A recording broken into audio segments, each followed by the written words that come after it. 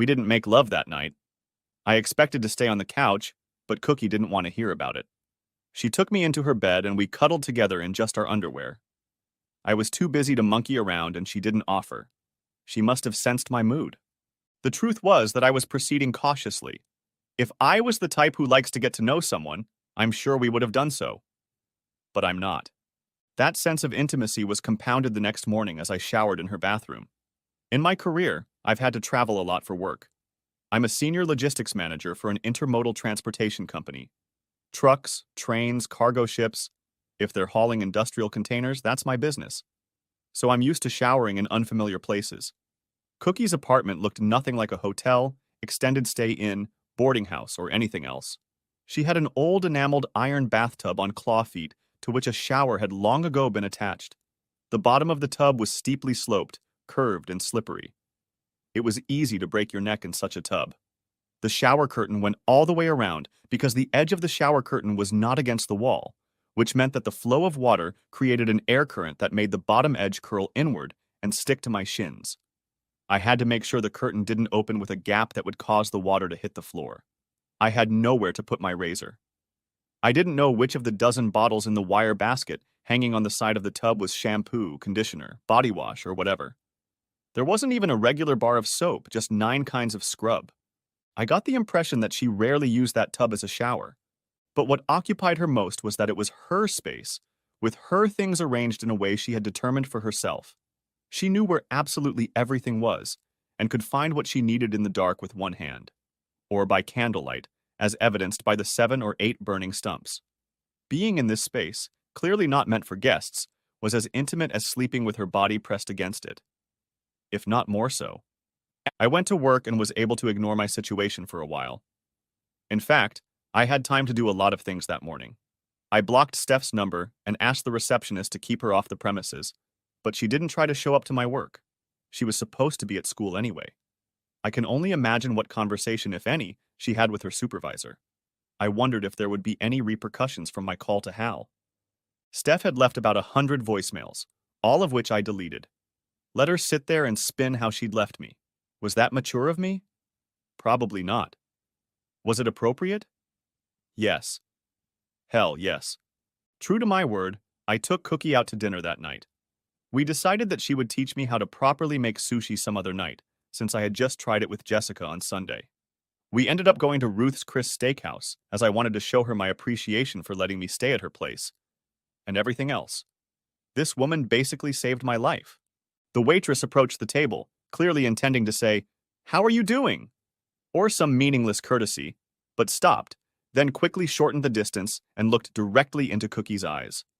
"I love you," she said. Cookie's face flashed with joy. "I love you too, Liz. I didn't know you worked here. It's only been 2 months. I like everything about it. What are you doing here? And who's your friend?" "Dave's been staying with me for a few days, so he's been treating me. I love him too." "Oh, I see." She turned to me. "Okay. Well, welcome to the club. We should have a secret handshake or something. I'm Liz.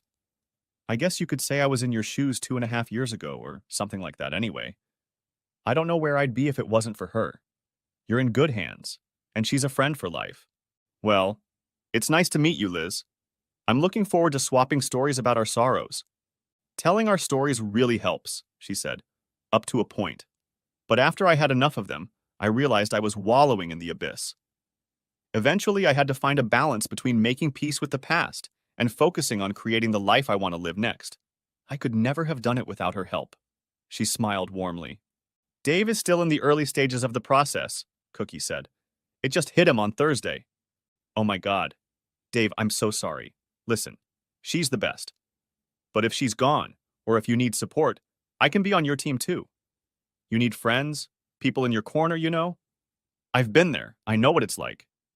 So accept me into your ranks." I nodded, stunned. "So, what can I pour you guys?" I ordered a Hefeweizen, and Cookie wanted a Pinot Grigio. Liz rushed to get them, as well as bread and water for the table. Cookie smiled at me. "I know what you want to ask," she said. "Yes. Liz and I are longtime friends. She's been through a rough time, and I've been doing the same things for her that I've been doing for you. More or less. I consider that sort of thing my purpose in life, but I'm not going to go into detail. Liz's story is hers to tell, not mine. So when it comes to that, ask her yourself and offer yours. She has nothing to hide and nothing to be ashamed of. Neither do I. Here's the thing. I don't spread rumors or participate in gossip. I don't keep secrets, I don't lie, and I don't discuss other people's business. It's a matter of privacy and respect, okay? You will have the opportunity later to give her the opportunity to initiate you into her secrets. That's perfectly fair. Good. So I'm just asking you not to talk about it outside of school, okay? Sure, no problem. For the third time, okay? You have my word. Good. Deal. I felt the word land and our deal was sealed. It felt like the quiet strike of a gong had sounded. Tell me this. Not specifically about Liz. Like we said, that's her business. But in general. You told me you've decided you don't like girls. I help people in every way. Every situation is unique. Helping is helping. An intimate life is an intimate life. It may be considered creepy, but it doesn't scare me. Why doesn't it scare you? Because, smartass, I love you. I love you too. What? What? Stephanie stood at the end of our table, listening to us say, I love you to each other, and watching us hold hands. All the trite excuses cheaters use flashed through my head and almost burst from my lips. It's not what it looks like. I can explain. It's not like that. The only thing that kept me from saying those words was that they collided on the way out and left me tongue-tied, letting Cookie take the lead. You must be Stephanie. And who the hell are you? A friend. She squeezed my hand a little tighter. Was she still holding it? A good friend. Dave seems to be having marital problems and needs emotional support. His wife cheated on him and now expects him to accept the situation, forgive her, and let her continue. She turned to me. Did I get that right? Pretty much. None of this is any of your business. Now, take your hands off my husband. What husband? I thought you had 2 equal spouses. Isn't that what you wrote in your Dear John letter? David. Who is this man? Stephanie, I said in a measured voice. You just spent 4 days somewhere having fun with your secret second husband and left me alone to tumble through a storm of emotions and consequences. And now you're mad because I'm having dinner with a friend? You have a hell of a lot of nerve. Why are you here? How did you even know where to find me? Your phone, Cookie said. It used the location feature. You guys have the same data plan, right? At least for her regular phone, you know. She probably has another one, a hot one, for her boyfriend. Don't talk about me like I'm not here. I'm sorry, Cookie said. I apologize. Look, Stephanie, I don't want to pull your chain. I'm really not a violent person. I'm just pointing out the irony of your situation. You had an extramarital lover. You have not given up on him. You intend to continue your relationship with him regardless of how your husband feels about it. But now you're upset about Dave holding another woman's hand in a restaurant. I'm sorry, but you don't need to be angry. You opened up your marriage, remember? Well, I didn't expect. He shouldn't have. He would never. She shook her head and blinked a few times, looking at me. Well, Dave, it didn't take you long to try to get even, did it? I'll admit, I wasn't ready for that. I'm not trying to get even, Stephanie, I said. I'm trying to clear the air. You and I broke up. We broke up the moment you started treating me like this. You haven't been married to me, by your own account, since you started doing it. All I'm doing now is reconciling myself to the reality of the situation. Well, she said, rising, I'm sorry you feel that way. If you were a bigger person, I think you could take a much more mature attitude to this. Maybe give a little thought to my ideas on how to proceed. The same thing that happened to me, you mean? I was considerate. I knew you would find it hurtful. I was trying to be kind. Keep telling yourself that. Maybe one day you'll even believe it. You two clearly have a lot to talk about, Cookie said. And it's long overdue. I should get going. I agree, Stephanie said. You have to go. But before you go, you have to tell me your name. My name is Cookie. Cookie? What kind of name is that? It's my real name. I dance under a different name every time. Oh my God. Are you really a stripper? You're kidding me. Oh, this is too perfect. Oh my God, Dave. I can't believe you actually went to a strip club. Oh, that's hilarious. It's disgusting. It's so sad, so pathetic. How could you do that? You know how we feel about things like that. Well, that would be a great way to challenge you then, wouldn't it? Please remember what you did this weekend and feel free to shut the hell up. How dare you talk to me like that? To answer your question, I was named after my great-grandfather, Cookie said, as if Steph and I weren't going to fight. He drove a cattle wagon across the Oregon Territory. Stephanie just looked at her dumbfounded. I swear it's a much better joke than everyone thinks, she continued. The truth is, when my mom was pregnant with me, she said she had a bun in the oven. My dad said I would be sweeter than any bun, and I was probably more like a cookie. So that's how it stuck. They went through a lot of other names. I could have been Jennifer, like all the other girls born that year, or Melissa, or, believe it or not, Stephanie. But as soon as they agreed on one, they forgot about it and kept calling me their cookie. Eventually, they gave in and put that name on my birth certificate to make it official, since that's what they were going to call me anyway. Honestly, it was great. No one forgets, spells it wrong, or confuses me with anyone else. Steph didn't say anything back, and just stared at her. This is probably the 673rd time I've told this story, Cookie continued. Okay, enough about me. How are you? Oh, I'm just great. I caught my husband having an affair with a tramp, so my day is going great, thank you very much. We're not having an affair, and I don't think he even wants one. He doesn't seem like someone who likes casuals. She turned to me again and gave me an appraising look. It's not that I don't want to. So what the hell do you call holding hands in public and saying, I love you? That's exactly what it sounds like. Dave is a close friend of mine, and I do love him. He's hurting right now, and I'm giving him the support he deserves from everyone who claims to care about him. I don't suppose you'd like to comment on your part in all of this? David.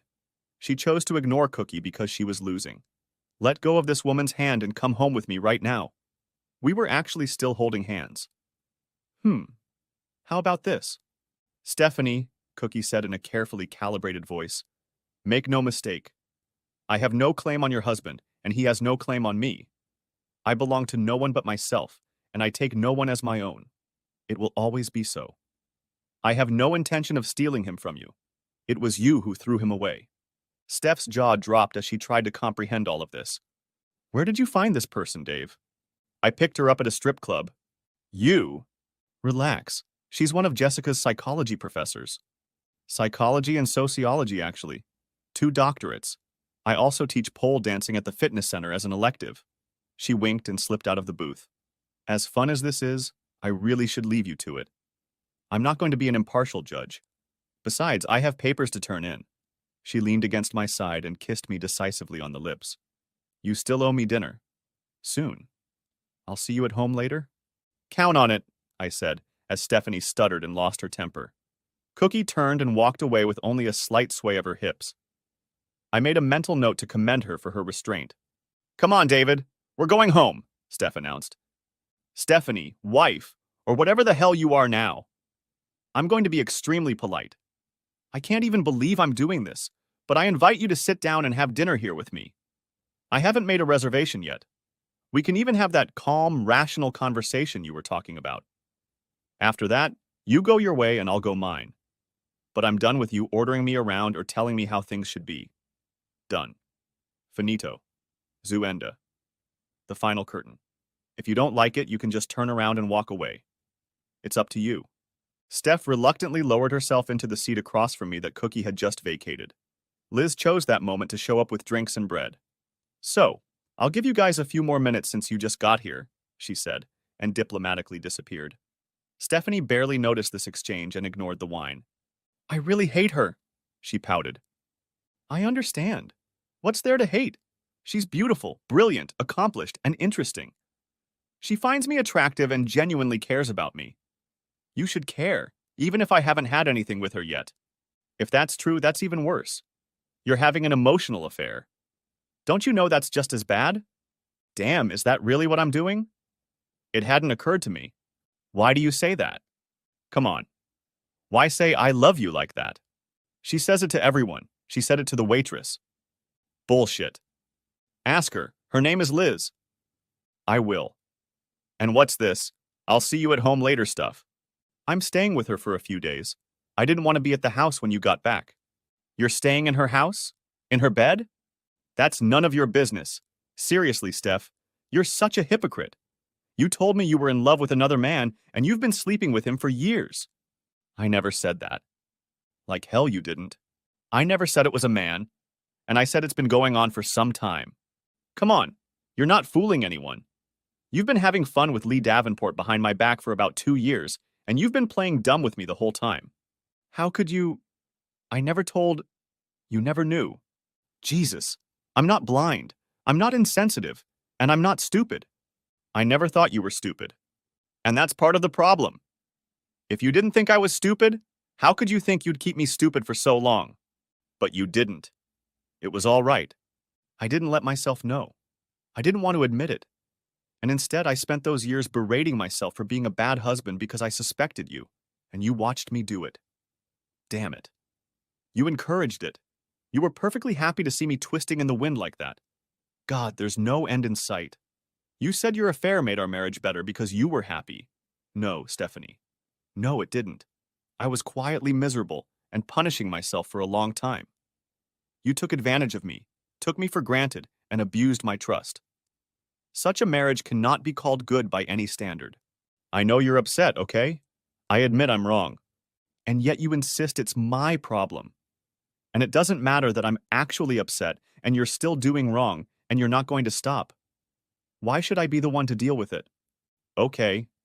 So yes, the situation could have been handled better. The important thing is that we, as adults, don't lose our temper and do rash things. That trick with the locks and the vault was unnecessary.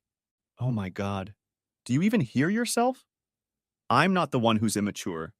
You're the one who's selfish, and you don't even see it. You're too used to looking past teenagers. Well, you can't treat me like one of those brats at your school. You're inconsiderate, and manipulative, and cruel. Yes, cruel. You don't need to say that. What part of that isn't true? Why do you insist on making me the problem? You're the one behaving unacceptably, not me. You wrote in that damn letter about what a wonderful husband I am. But you've been a lousy damn wife. Okay. Well, I guess I'll have to live with that. She started sulking again. I didn't expect the conversation to go this way. I'm sure you didn't. I didn't hope our marriage would be like this either. Me neither. She seemed more depressed and less angry. Hey guys, Liz said, silently making her way back to the table. I didn't mean to intrude. I realize this is an important conversation, and I won't interrupt you. I don't suppose you've decided what you're going to eat yet? I'm not hungry, Stephanie replied. I am, though. I came here for steak. I'll have the filet petite rare side medium rare with a baked potato, seasoned the way you do. Stephanie's entree will be an appetizer of ravioli with veal osso buco, and 2 salads with blue cheese on the side, I said, losing my appetite. I've been married to you for 20 years, and I know better. The food will come, you'll smell it, and you can't watch me eat without stealing half of it. Besides, you love the veal ravioli here. By the time they come, you'll be thanking me. If you won't eat it anyway, you can take it with you. She shrugged, acknowledging the rightness of it. Good. Very good, Liz said, and stepped aside as if the table was on fire.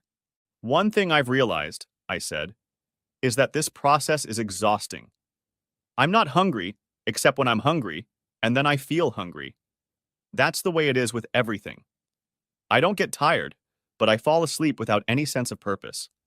I don't feel like doing anything, but when I do, I am extremely focused. I'm in deep shit, and frankly, it's kind of a good thing. At least now I know I'm not crazy.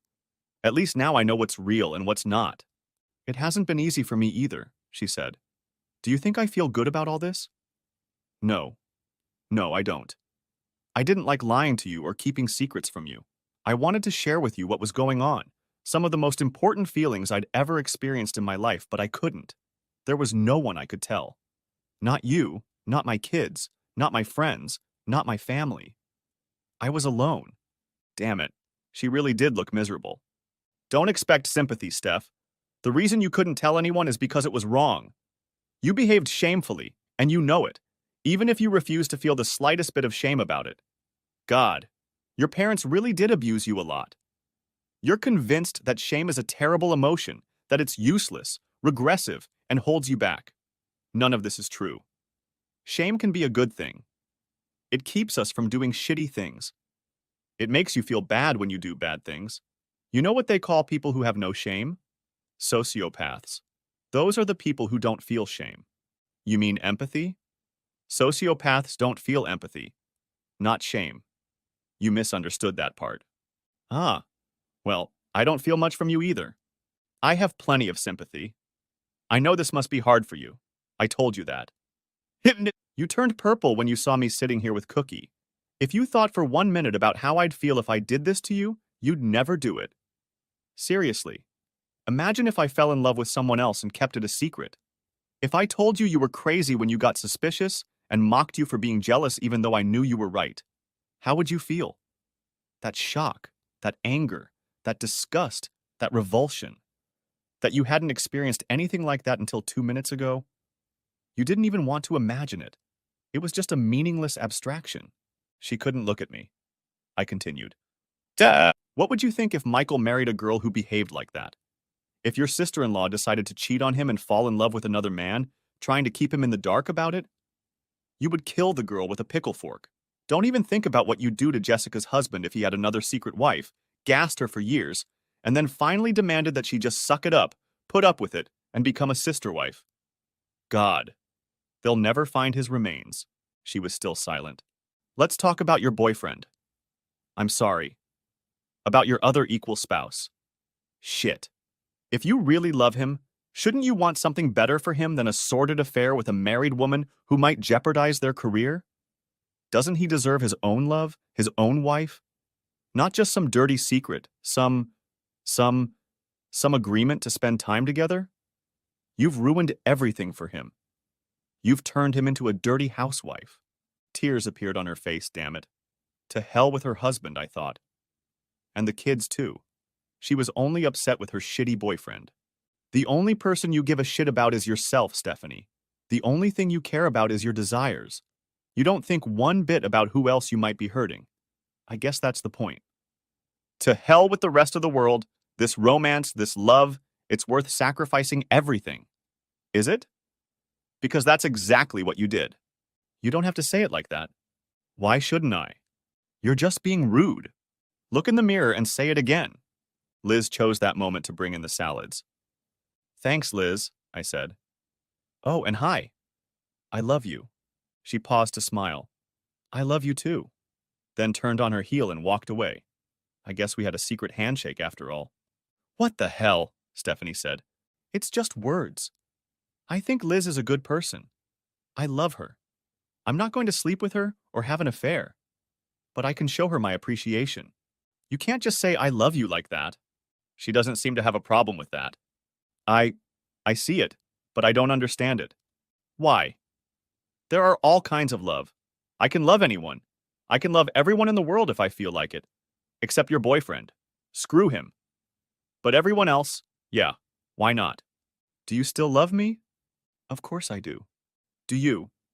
Of course. Then why are you talking to me like that?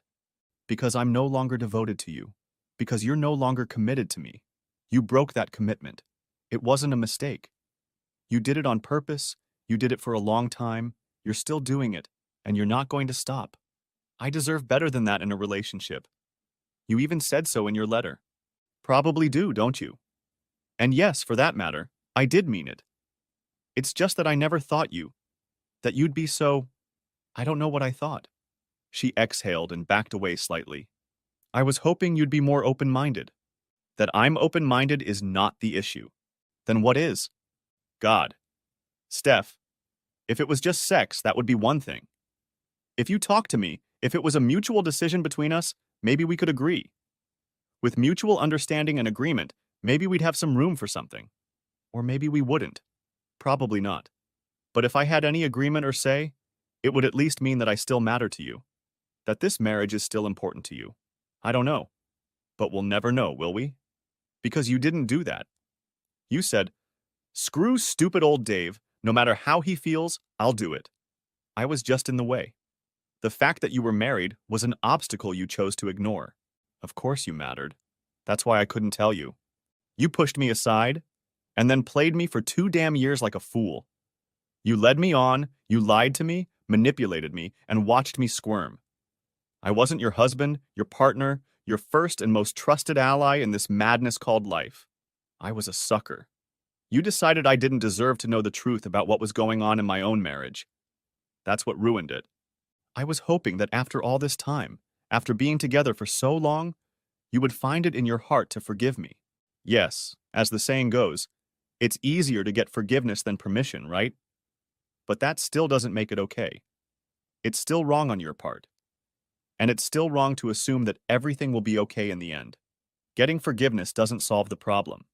I know that. But I did what I did, and I can't undo it. Now you can either find your own way to forgiveness, which would be great, or you can hold a grudge against me for the rest of your life, which will only hurt you. And thank you so much for burdening me with that.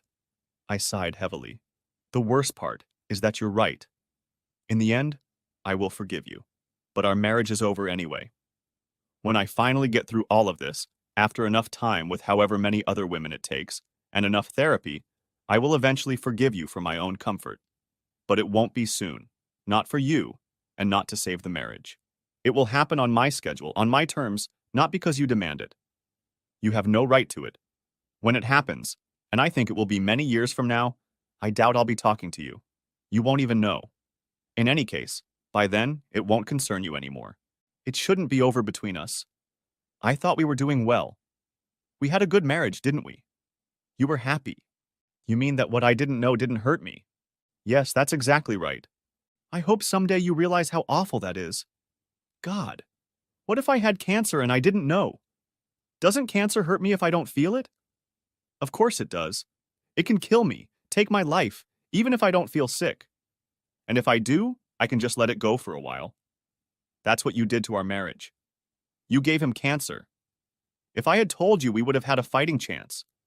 By denying it, you just let the devastation get worse and worse until it was incurable. She didn't know what to say, so she remained silent. Liz took advantage of the lull in our conversation to bring food.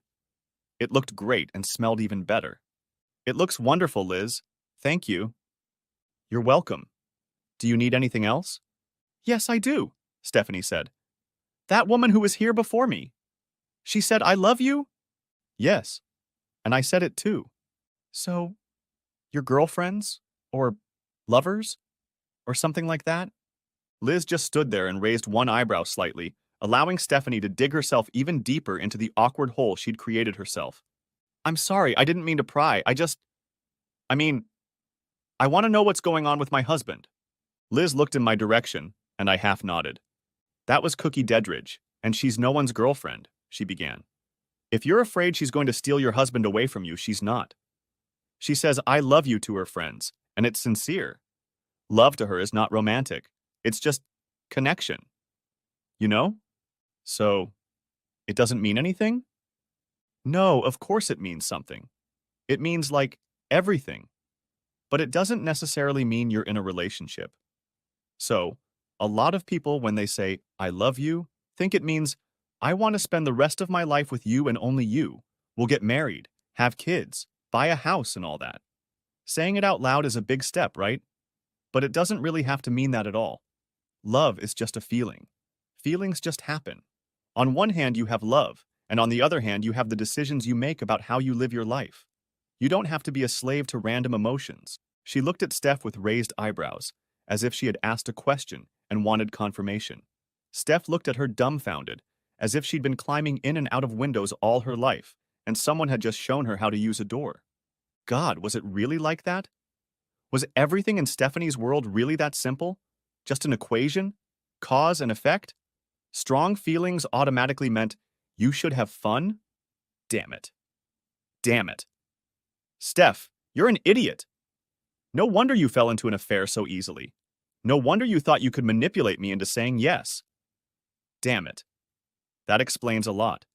So, a couple years ago, Liz continued, my boyfriend, my fiancé at the time, was actually cheating on me. We'd been together for almost 7 years. Getting married would have just been a formality.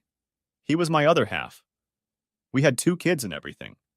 Well, some other bitch hooked up with him. He left us and moved to Calgary. I was in a very dark place for a long time. Cookie kind of adopted me, helped me get my life together, gave me some perspective. I found out later that she was just like that. So, yes, she's been my friend and more when I needed one, and she's helped me more than I can even say. I love her.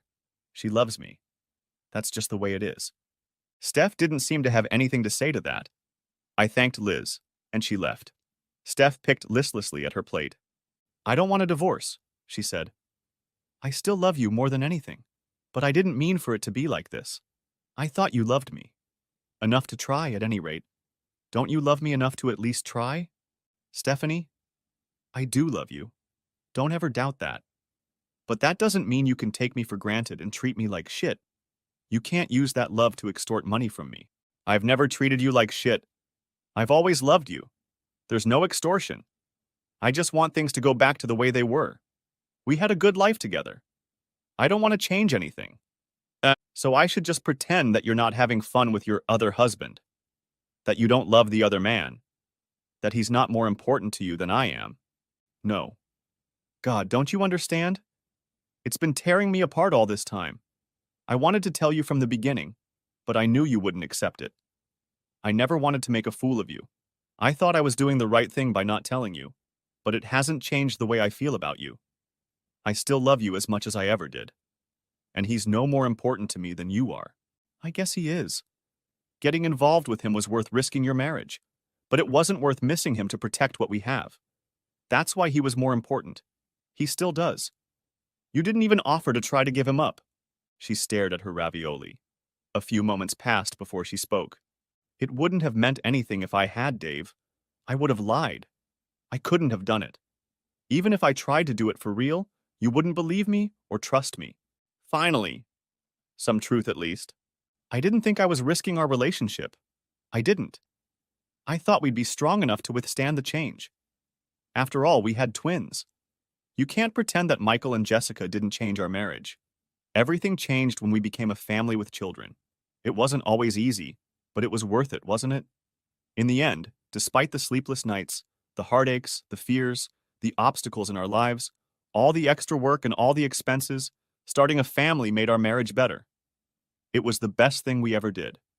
You can't deny that. I thought it was going to be exactly like this. Michael is my son.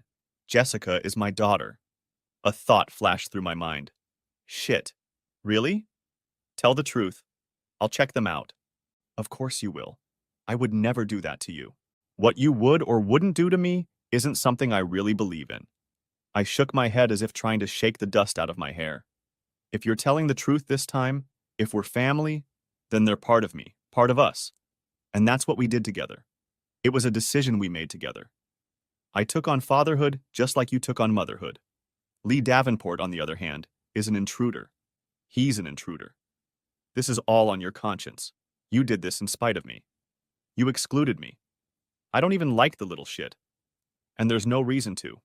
He made me a third wheel in my own marriage. I don't want, won't, and shouldn't accept him as a family member. Not in any relationship. You better not let me ever see him in person again. The whole time I was saying this, there was another voice in my head saying, screw you, screw you, screw you. Those words never actually came off my lips, but Steph seemed to hear them anyway. My steak was perfect. I decided to focus on it for a few minutes. We're still married, Stephanie said as she ate 3 of her ravioli. There's more to it than that. You can't just declare it's over. I'm going to fight it. I'm going to demand that we go to counseling. I'm going to procrastinate. Things would be so much easier and cheaper if you just accepted that I'm still in your life and not going anywhere. You know what? That's a great idea. Let's go to counseling. I'll even organize it. But it won't be the way you want it to be. If you think you're going to get the counselor on your side to get me to be reasonable and come to terms with your polygamy, you're going to have a very different case. No. The purpose of these sessions will be to unload your head and get you to admit what you've done to destroy the marriage. That's the thing. I'm not trying to break up the marriage. But you are. Then let the games begin.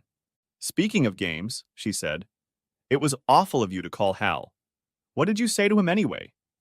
It had nothing to do with my job. I didn't say anything to Hal. I called to ask him about the teacher's conference you told Jessica about. You know, the one that didn't happen and that you didn't go to? He didn't know anything about it. Then I asked him if he knew where you were. He thought you were at home with me. Well, he called me in today and spent 15 minutes asking if everything was okay at home and if there was anything I needed to tell him. He even directed me to the county employee handbook. You didn't say anything about Lee, did you? I may have asked if he knew where he was. Damn it. You didn't need to do that. You didn't have to sleep with that guy. It's not right that you're trying to involve other people. Ha! Oh, that's good. Keep other people out of it. Try to follow that rule yourself. Stop trying to put it on me. It's your own fault, Stephanie. If you're not prepared for the consequences, you shouldn't have gone down this path. Besides, Hal isn't stupid. He would have figured it all out sooner or later if he didn't already suspect it. I'm sure he already knew about the rumors. What rumors? Your students were whispering about the two of you. It started when Jessica and Michael were juniors in high school? Didn't you know about it? Stephanie turned pale. No, it can't be true. Ask them. God, I don't even want to. She hung her head. Why did you even tell the kids? Why did you let them read the letter I left you? I never thought you'd do that. It was supposed to be private, just between you and me. How's our marriage? God, don't say that again, okay? Answer the question. Good. I let them read the letter because they deserved to know the truth. I didn't want you to turn me into the bad guy. You were going to tell them some story about how we were estranged, and then claim that Lee was just a friend who was so understanding and supportive until you finally fell in love and married him instead of telling the truth about your clandestine affair. To hell with that. I would never do that to you. How funny that you didn't. That's exactly what you were going to do. No, I want to stay married and still pursue a relationship with him. I know it can work. For 2 years it worked. 2 years of lying and abusing my trust. 2 years of messing with my head, my heart. No way. Not with this guy. No way. Not now. And never without talking to me first. You want an open marriage? That would require a conversation. You want counseling? That should have happened before you started your affair. Asking for forgiveness and apologizing after it's over is not worth it. Shit. You're probably right, but it is what it is. And we have to make it work. We have to. Shit. I just realized something. What? You still haven't apologized. Yes, many times. I wrote about it in my letter. No, you said you were sorry that it happened, and that you were sorry that my feelings were hurt. But you're not sorry for what you're doing. I thought you said you didn't regret anything. That you'd regret it even more if you hadn't entertained him. No, Stephanie. You don't regret having an affair. You only regret the consequences. She slumped back in her seat. And you haven't said a single word about being sorry since you showed up at this table. No, I have apologized. I admitted I was wrong. That's not the same as regretting it. That doesn't count as an apology. If it were all over again, Dave, I'd do things very differently. But you would have done it anyway. I would have. She straightened up resolutely. But I would have made sure you knew that I wasn't leaving you. That this has nothing to do with you or our marriage. And you're right. You deserve to know that. You deserve to have this conversation. I haven't treated my husband with the respect he deserves. I'm truly sorry for that. And I'm really sorry that I hurt you. In that, you have to believe me. You still don't regret doing it, or that you're going to keep doing it. She fell silent. Her eyes said, I do. But she couldn't bring herself to say it. Because love is never wrong, I said. It would be a crime to deny how you feel about him. Again, the same thing, I continued. And it would be wrong not to act on that feeling. That would be a violation of true love. Yes. Well, that was it. I pondered this for about a quarter of a second. Get out of here, Stephanie. Get up from the table and just walk away. Leave me alone. Now. Dave, Go away! She jerked and scrambled her hands around the table. Her body slid out of the stall, and she hesitated for a moment. I'm sorry, she said one last time, then turned and walked away with tears streaming down her face. I realized I was clutching a steak knife in my right hand, and my knuckles turned white. It was unintentional, I swear. I dropped it and stared into space. Shortly afterward, Liz walked in. I guess I don't need to ask how it went, she said with sympathy in her eyes. About as well as could be expected, to be honest. Drink it slowly, she said, placing a small glass of translucent caramel-colored liquid in front of me. She didn't have a tray. She just carried it in her hand. Sip it. Don't even sip it. Just let it spread on your tongue. I brought it up to my nose and sniffed it. Bourbon. I raised an eyebrow at her. Angel's envy, neat, she said with a polite smirk. It's on me. Enjoy it properly. If you stab yourself, I'll have to spank you. I did as she said. I knew she wasn't going to hit me. It was delicious. I let the smoky, sweet ambrosia evaporate in my mouth, and a sense of well-being spilled over my body. You're very good at what you do, Liz. I bartend most evenings. You develop a feel for this kind of thing. I'm really, really very glad to have you on my team. Especially tonight. I would be honored to be on yours as well. I love you. She smiled. I love you too. I tipped her twice as much as I should have. Next chapter. How did it go? Cookie asked when I got back to her house. It went fine. I raised my hands in submission. I agreed to go to counseling, not to make up, just to clear things up. I shook my head. I'm sorry our date was cut short. I still owe you a nice dinner. Have you eaten? Yes, of course. The usual. Hummus, olives, carrots, and cottage cheese. Shredded radish, wassa crackers, and pita bread. For me, it's better than a heavy meal. I'd still have to pay for it at the gym later. She shrugged. But counseling is a good idea. I think you might end up learning something. About Stephanie, and maybe about yourself too. A lot can come out of these sessions. I hope so. One thing has already come to light. I collapsed on the couch. What's that? Sorry. She's not sorry. She's not sorry for what she did. She's sorry that I feel bad about it. She's sorry that there are all these consequences. She's sorry that she messed up. But she's not sorry for what she did to mess it up. Nor is she sorry for continuing to do it. She's behaves defiantly. Cookie nodded as I spoke. I understand. From everything you've told me, I think you're absolutely right. From her point of view, everything would be fine if you never knew about her affair and would never find out. Of course, she's wrong. You would be living a lie and she would be taking advantage of you. But that's her position at this point. She can't have regrets unless she believes she's done something wrong. Love is never wrong. That's what she said. I wrinkled my nose, pulling it all together. And since she's in love, then she's not wrong. At least not in her mind. Damn it. That's not so bad. Love is never wrong. But not wrong doesn't mean right. That's bad logic. It doesn't mean that love is acceptable in all circumstances. It can be meaningless. It can be inappropriate. It can be stupid. It can be unhealthy. It can be dangerous. It could be any number of things other than wrong that would still make love a bad idea. Damn right. And that's even if she does love this other person. Or maybe she doesn't. Maybe she's just telling herself that to justify her actions. Calling it love justifies it in her mind. God, maybe. People do all sorts of crazy things in the name of love. It's romantic to behave defiantly against everything that's good and right. To be defiant is to be bold. You have seen that kind of thinking everywhere, but it creates all kinds of disasters in people's lives. Like in ours. Like yours. Like hers. You've decided there's no more hours between you, haven't you? Right? I fell silent. The thought that Steph might never regret her time with Shitweasel was new and depressing. She was still proud of herself. She basked in the glow of fame and adventure. She had the courage to take what she wanted against all odds. If she hadn't, she would have been disappointed in herself. Did that mean she'd do it again with some other asshole in the future? Shit.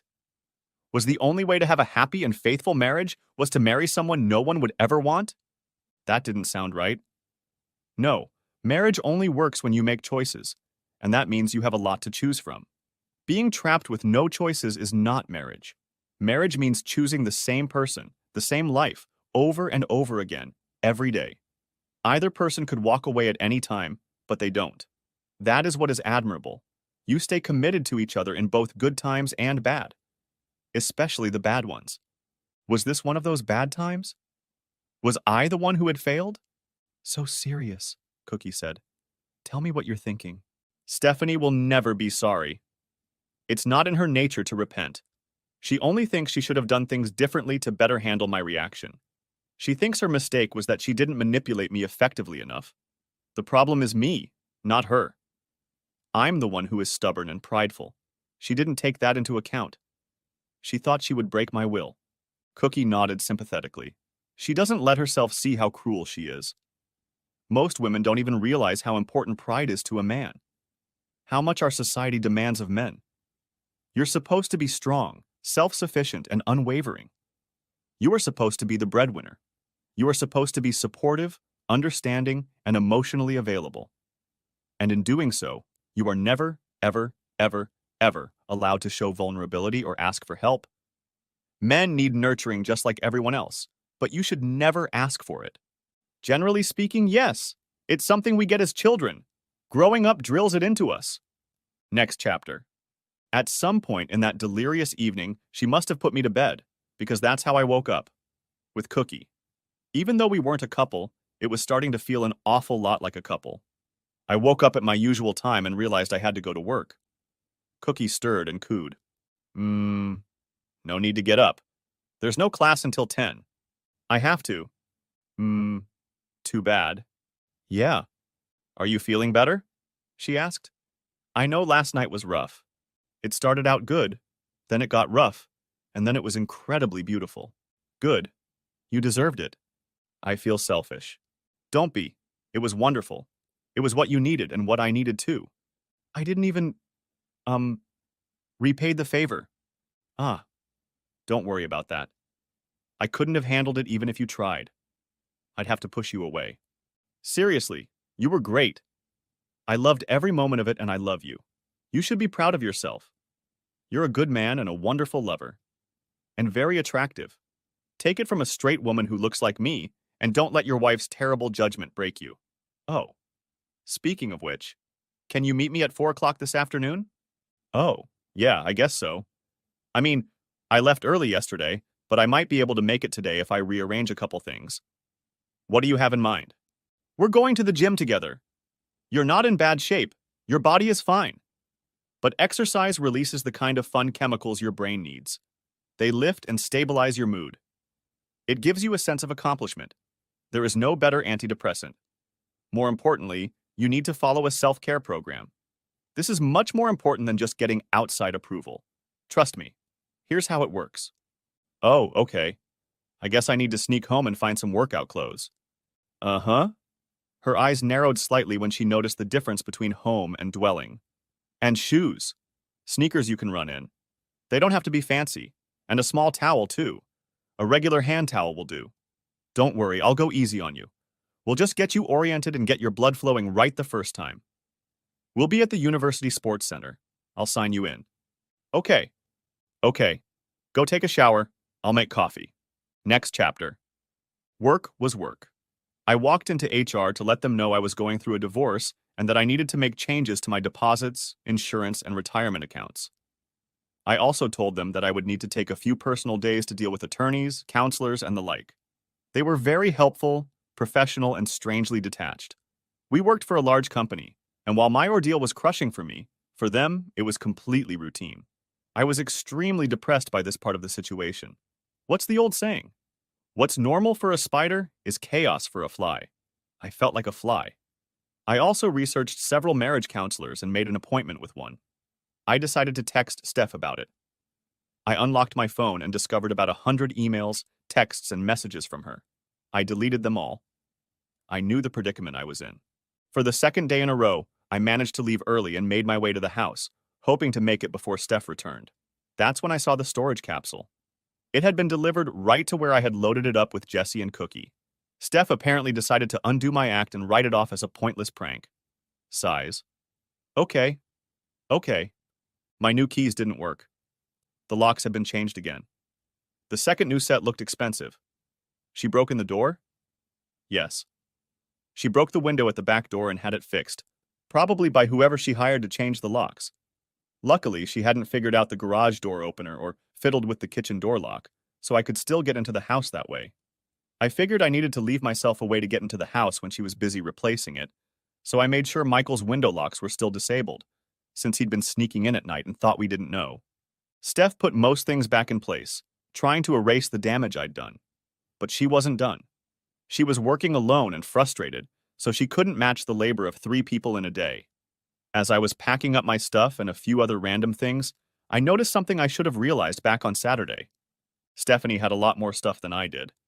If I had been trying to pack my stuff to leave the house, I would have managed it alone in an hour or two. All the space I occupied was shared. My half of the closet, most of the dresser, one chair in the living room, and the corner of the dining room table where I sometimes put my work laptop were the only territory I allotted myself in my own home. Everything else was Stephanie's domain. I just camped there, making my presence insignificant and unobtrusive.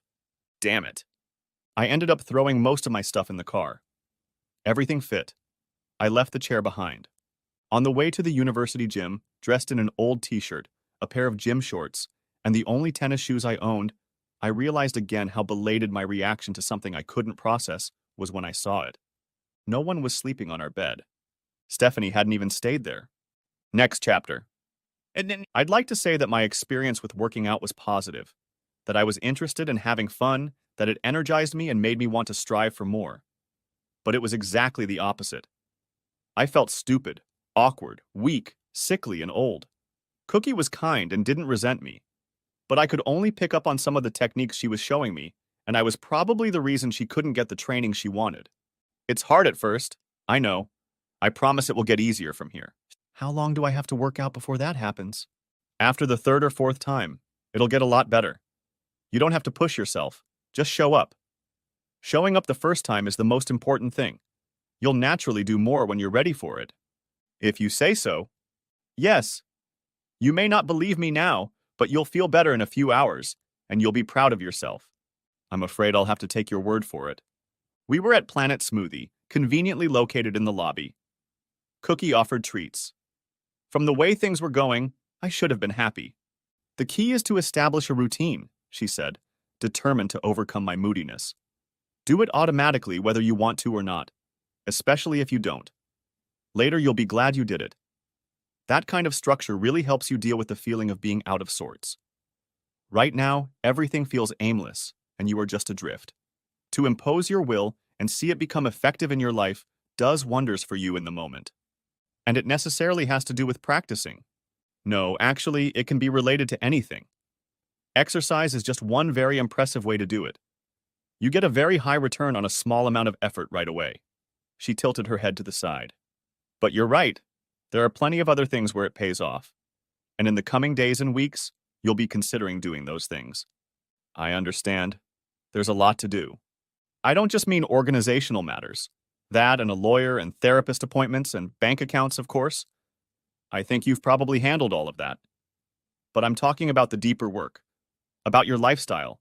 About your personality. Your career. It's time to think about what you want. Well, I know what I do not want. I don't want to go back to the way things used to be. I don't want to go after the equal spouse she wants. An open marriage. Screw it. And I don't want to stay married to her even if she leaves her bastard boyfriend. She'll spend the rest of her life resenting me and looking at me like I just kicked a puppy. It's good that you realize that. But listen, it would be better if you were clear about what you want, not what you don't want. Construct it as an affirmation, not a negation. Here, for example, if I say, don't think about tigers. What will that make you think about? About tigers. Right. The main idea in a negative declaration is only reinforced. Positive declarations introduce new ideas that displace old ones. If I tell you to think about watermelons, what will make you think about it? Watermelons? And not about tigers. Oh, okay. I get it. So tell me, Dave, what do you want? What do you want your life to look like in the future? I stared at the ceiling. That's a damn good question. There's no time limit, and there are no rules. You can even change your mind if you want to. Several times if you need to. What do you think I should do? Ursa, I think you need to stop asking other people what's right for you and decide for yourself. Right. Sorry. Stupid question. No. I think it's just force of habit. You're so used to pleasing someone else that it's hard for you to do otherwise. Well, that's for sure. I furrowed my eyebrows. There's a better way to ask that question that I hope will give me a more productive answer, but I can't think of one. Yeah, well, sometimes questions are more important than answers, aren't they? Was that a question? A rhetorical one. Here you go. How about, what would it be like if you could have everything the way you want it? Where would you be if you could be anywhere? What kind of people would be in your life if you could choose anyone? What would you do if you could do anything? You may be surprised at some of the answers when you find them. I hope you will be. And even if you can't get exactly what you want, you'll find something close enough that you can get it, and that you might end up liking even more because it's real, because you can do it, because it's yours. God, I have a lot to think about, don't I? Of course you do. But there's no urgency. I mean, a lot will happen, and pretty quickly. But like I said, things will be in flux for a while. There will be false starts, lots of possibilities, and we don't know what's going to happen until someone makes decisions that will work. That someone should probably be you, right? Right. Divorce is a radical break in our lives. People move to new cities, change jobs, enter into new relationships, things like that. It marks a before and an after in your life. We tend to think of it as destruction, but it's also an opportunity for growth and change. How often do we get the chance to completely reinvent ourselves? To take on things we would normally give up? To shed the old skin and truly become someone else, more like the person you've always wanted to be. It's scary, of course. It can be intimidating, even overwhelming, but it can also be exciting. A new challenge.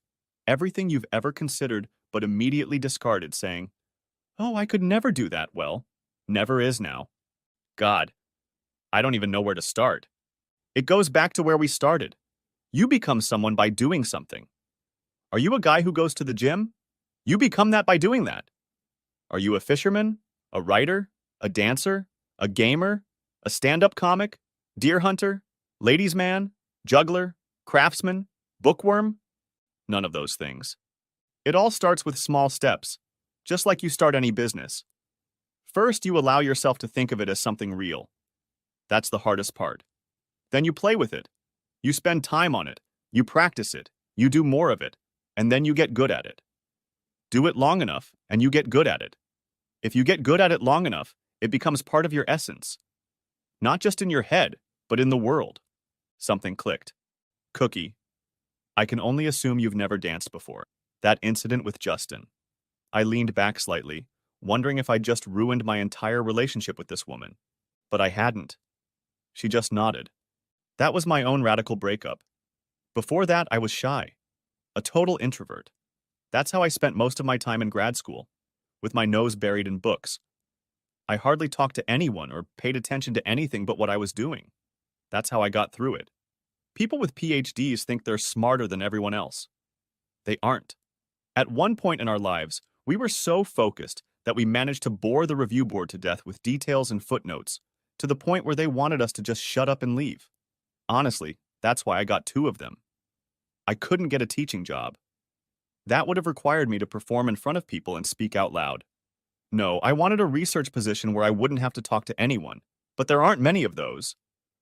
I wasn't aggressive enough to get such a job. So I went back to graduate school. It was familiar and comfortable. Well, that's quite a shift from where you are now. The person you see is the opposite of who I was then. This woman, this life came into being through an act of pure will, a transformation. You are courageous. You are confident. You are fearless. Only a fool has no fear, she said, in a suddenly deeper and more serious voice. Courage is the art of conquering it. She shook her head and smiled. I'm sorry. I sound like a Klingon. The old me was a dedicated nerd. Echoes of her still manifest. Ghosts in my head. But you're right. I am like this on purpose. When I was in the hospital recovering from surgery, I knew that the survivor who got out of bed had to be completely different from the victim who lay in it. In a way, I did die. Shy, nervous, meek little Cookie was murdered. She was burned to ashes from which a new phoenix was to rise.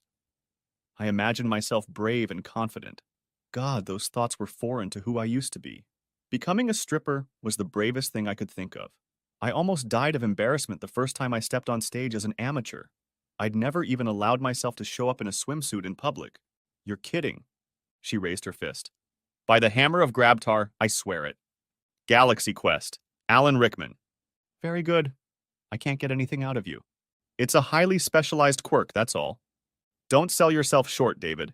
You've got a terrific mind. You can do anything you want with it. Including reinvent yourself? Especially that. Something she just said. You called me David, not Dave. Is that okay? Yeah, it's normal. When Stephanie said that, it meant I was in trouble. She used it to say she was angry or displeased with me. You didn't. It sounds like you meant to say you sound more sincere. Yes, absolutely. Would you like me to always call you David from now on? No, that's all right. I can refer to you any way I like. It's very common for people to change their names during the rebirth process, especially women. If not legally, they tell their friends they want to be called something else. Is that what you wanted to do? No, not really. Did you want to? I mean, to be called something different. I thought about it. Really, I did.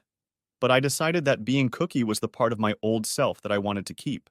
She smiled slightly and laughed inwardly. That's good enough for me. From the song. That song always plays in my head, like a little affirmation. It gives me strength. That's good. A lot of things are good, Dave. Even when it feels like the world is on fire, at least you can roast marshmallows. We finished our cocktails, and I picked up the car and followed Cookie to her house. Parking on the street was a nightmare, and I was worried about leaving all my stuff in the car. I grabbed a duffel bag filled with clean clothes and walked the 4 blocks to Cookie's house. Sorry, I couldn't park. Sorry. Yeah, parking is tight this time of day. I put almost all the stuff from the house in the car. Hopefully everything will be okay. Can I drop them off here? As soon as I said it, I realized how ridiculous it was. Her apartment was a tiny cubbyhole of conveniently dense clutter. I'm not really cut out for this.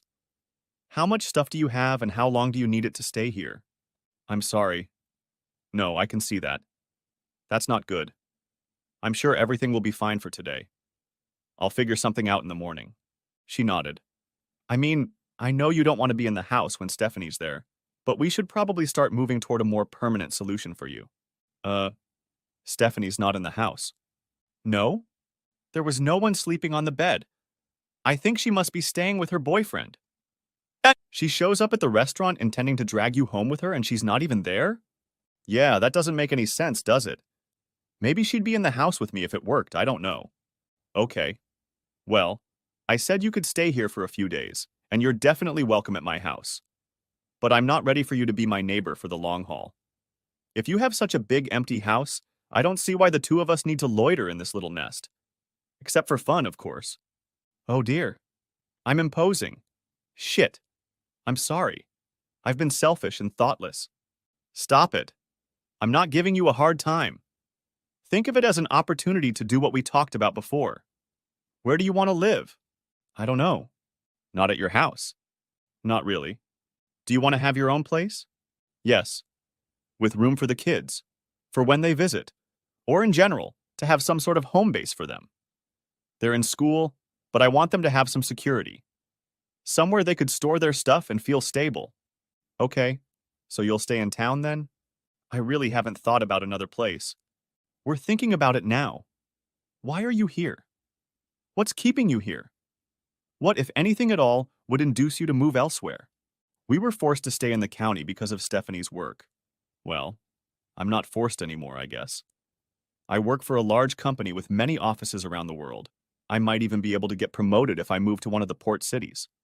I've been telling myself for the last 2 decades that I couldn't do it. Would you want to? I don't know. I think it would be a fresh start. It would distance me from Steph. But I'm getting too old for that kind of thing. She looked at me. Tell me again who's old. Shit, I'm sorry, I forgot. That's okay. I have friends many years younger than me who feel and act like they're many years older than me. Sure, there are limitations that come with age, but it can also be a matter of perspective and attitude. A lot of people younger than you end up driving themselves to an early grave. I guess that's true. What you're experiencing is what I call an automatic no. As soon as we consider new possibilities, we immediately try to shut them down. It's a defense mechanism. Our life is comfortable because we are used to it. We may not like our situations. We may not even like them, but we feel safe if things stay the same. New opportunities threaten that security. And then, the automatic no kicks in. Huh? I'm going to encourage you to resist that instinct. Not because I want you to change or leave or anything like that, but because I want you to be able to. Your world has gone out from under your feet while you've buried yourself in denial. You need to be able to adapt to changing circumstances and pick yourself up. So, to hell with the automatic no. To hell with the automatic no. She nodded encouragingly. It doesn't serve you. Where do you want to live? I don't know. I shuddered. But probably not here. I need to get my options together and think about them. I know that doesn't sound like a powerful answer, but it's what I do. I do logistics and planning. I gather information, evaluate alternatives, and act decisively. Good. Good. And you're right. I've imposed on you long enough. I'll book a room for an extended stay tomorrow. I can get the corporate rate. It's your space, and I respect that. You've been more than generous. You've been more than worth it. And you still owe me a nice dinner, and I still owe you a taste of sushi. Besides, you'll be spending more nights here, just not all in a row with all your possessions piled in a corner like some vagrant. She stared up at the ceiling and tapped herself on the chin thoughtfully. Besides, I think it's good that you'll have some space. We run the risk of getting too close. If we keep this up, you'll fall in love with me, and hard, and that's not what you want. I'm your divorce assistant, not your manic dream girl. I'm your friend, and I want what's best for you. And that means it's up to you to get your own head in order. You're right, as always. The voice of experience? It's an old song, Dave. A very old, very sad song. She grilled a beautiful fish fillet on rice with vegetables and 2 glasses of Chablis. Simple. Perfect. I love that you can be silly. Oh, you have no idea. She arched her back and stretched. I guess Stephanie wasn't stupid. God, no. She's serious as a heart attack. And when we got into it, it's like she became a completely different person. Her voice changed, her posture, her attitude, everything. It was impossible to have a normal conversation with her. Yes, it's quite common. She became performative. Not everyone is like that. You're not like that. You're not like that either. You're a wonderful person, Dave. Don't forget that. And it's not just me, you know. A lot of people think that way. Women in particular. You're attractive, you're mature, you have a good life attitude, and you're a very generous, intuitive, considerate, and skillful lover. You'll make it work. But not with you. Oh, you'll do very well with me. Make no mistake about that. You're better off than anyone else. There's just nowhere else to go from here. You like being married, don't you? I don't mean Stephanie specifically. I mean you like being a married man. You like the stability, the status, the identity. Being married makes you feel complete. Well, yes, that's true, I guess. But my real marriage wasn't a good one. It was never what I had envisioned it to be. But I have to admit that I was very comfortable with what I envisioned. Maybe a little too comfortable. Complacency. For the past few years, it's all been a lie. Stability was an illusion. The status was false. I wasn't a married man. I was a cuckold. Now I have to wear it like armor. Do you think you'll want to get married again? I don't mean anytime soon. I just mean in general. And I don't mean me, I mean someone. I think I will, yes. When I'm ready. But hell, it's going to take a long time. I have to get over all my resentments and trust issues. And I haven't even gotten to feel this bear yet. People who get divorced tend to either remarry right away or it takes 7 to 10 years. I bet you'll do the latter. By the way, you don't have to overcome all your problems. Just most of them. It's okay if it still hurts from time to time. You've dealt with yours. It's generous of you to think so. But no. No. Because you swore you'd never get into a relationship again? Not only that. I mean, I don't know that anyone could survive what I went through. The damage is done. It's like losing a leg. You can heal, but the leg is still gone. The only thing you can do is adjust to the injury and learn to use a prosthetic. You may live a long, healthy, and happy life, but you will always be an amputee. You will never be made whole. And sometimes you still feel it. Sometimes it still hurts. I didn't know what to say to that. It's not that I don't trust men, Dave. It's not that I don't trust men. And it's certainly not that I don't trust you. I don't believe for a second that you'd ever do what Justin did to me.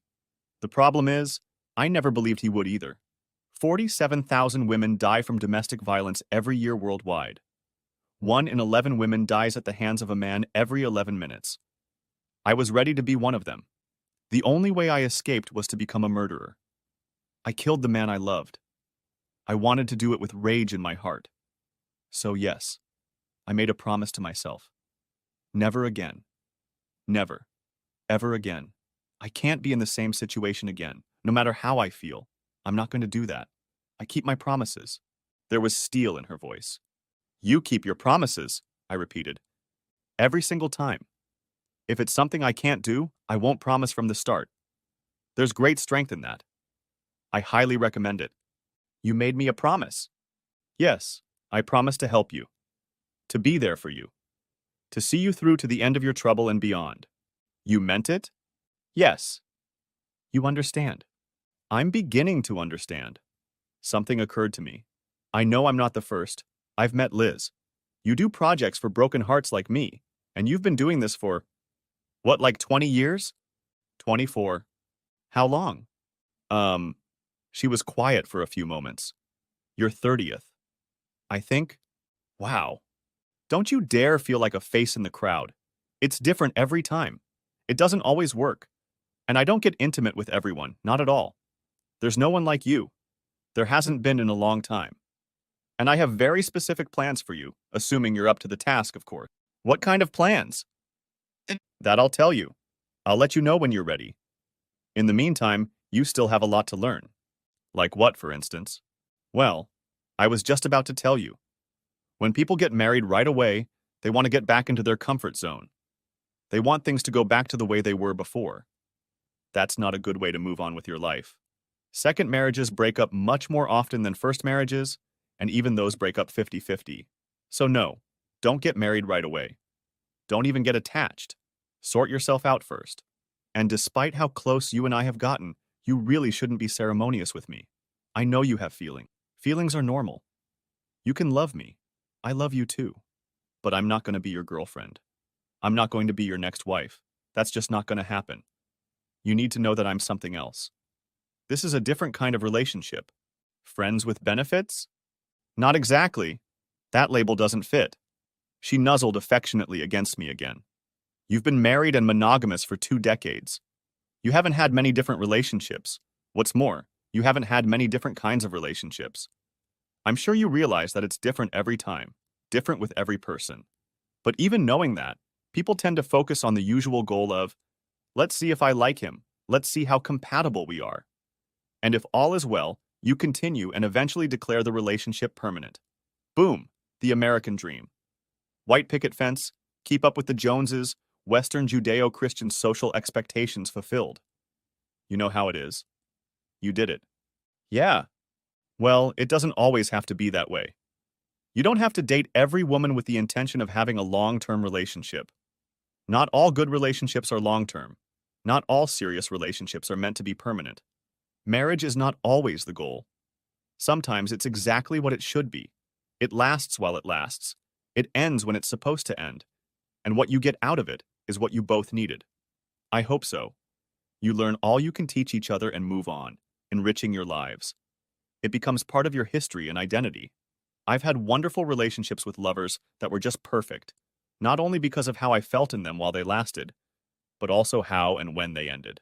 I still treasure them to this day. That hit me like a baseball. I remembered Steph's stunned reaction to Liz telling her that you don't have to have fun and then marry everyone you fall in love with. I probably looked exactly the same way. She sensed it. My face was in the back of her head, but she read my body when it tensed or stiffened or whatever I was doing. Think of it as you going to school, she continued, completely relaxed. You enroll, you take classes, you participate in student life. You have friends, sports, classes. You do your work, you have friends, you go to parties and concerts, you study late, you eat pizza and worry about exams, you learn how not to get sick from drinking too much, you live your life. You are a student. That's what you are. And then, one day, you graduate from university. It wasn't meant to be forever. But that doesn't mean it was bad. It doesn't mean it wasn't what you needed, or that it was fake, or that it was a mistake. The fact that it was over doesn't make it a failure. It was a success. You'll still look back on it as a good thing you needed to do, and you're glad you did it. And you'll always be a graduate. Is that what this is? Are you my professor? Well, I am a professor, remember? But no, not in that sense. In this case, you're more like my Padawan. You will begin as an apprentice, become my partner, and then become a Jedi in your own right. Perhaps you'll even surpass me. That is my hope. But I will always be your mentor. We will always have that. My arms wrapped around her, and she clung to them even tighter. Besides, the day may come when you will be called upon to avenge your honorable Kung Fu master Grasshopper. I distinctly remember that we decided you were Batgirl, so I would be your Robin. But I was supposed to grow up, take on the mantle of Bat for a while, and then go across the river to Bloodhaven and become Nightwing. There, now you're talking. Is that what your plans for me are? Clever boy. Something like that. Something very similar, in fact. Yes. And how many of your projects have ended up with you doing something very similar? 2. 2? Out of 30? I told you were special. I didn't know what to say to that. Then something perfect occurred to me. By the hammer of Grabtar, by the son of Varvin, you shall be avenged. She purred like a kitten. Next chapter. The next morning, Cookie had to get up early. She wanted to get to the gym before her 8 o'clock class. She woke me up with the sound of her blender making some horrible green grass milkshake. Gotta run! Lock up when you leave! Love you! She kissed me and left, a vision in tight spandex. I gave myself another 5 minutes to bask in the sheets. I felt rather than saw a presence. A shadow and 2 green eyes flashed. Sebastian? The cat disappeared as soon as I twitched. I rolled off the bed, nearly killing myself showering in her slippery bathroom again, and gathered my things. It dawned on me that I wasn't going to live here. I would come back, but only as a guest. That's all I was this time. Hell, was I really only a guest in Stephanie's life too? A visiting traveler destined to eventually move on? Was I a guest in my own life? Was my whole life one big transition state while I tried not to cause myself problems? Trying to minimize my impact? Minimize my footprint? God. My career in logistics has been about moving things from place to place, building infrastructure, and increasing efficiency. Is that what my life is all about? Moving things from place to place but never staying in one place? Making things available to others but never using them? I shook my head to chase away the cobwebs. No. You don't have to go there. It's okay to be sad. Let it wash over you. Don't let her define you. Don't let it become you. Sadness will come and go. Anxious thoughts will come and go. This is not what I do. It's not what I do. I make plans. I make decisions.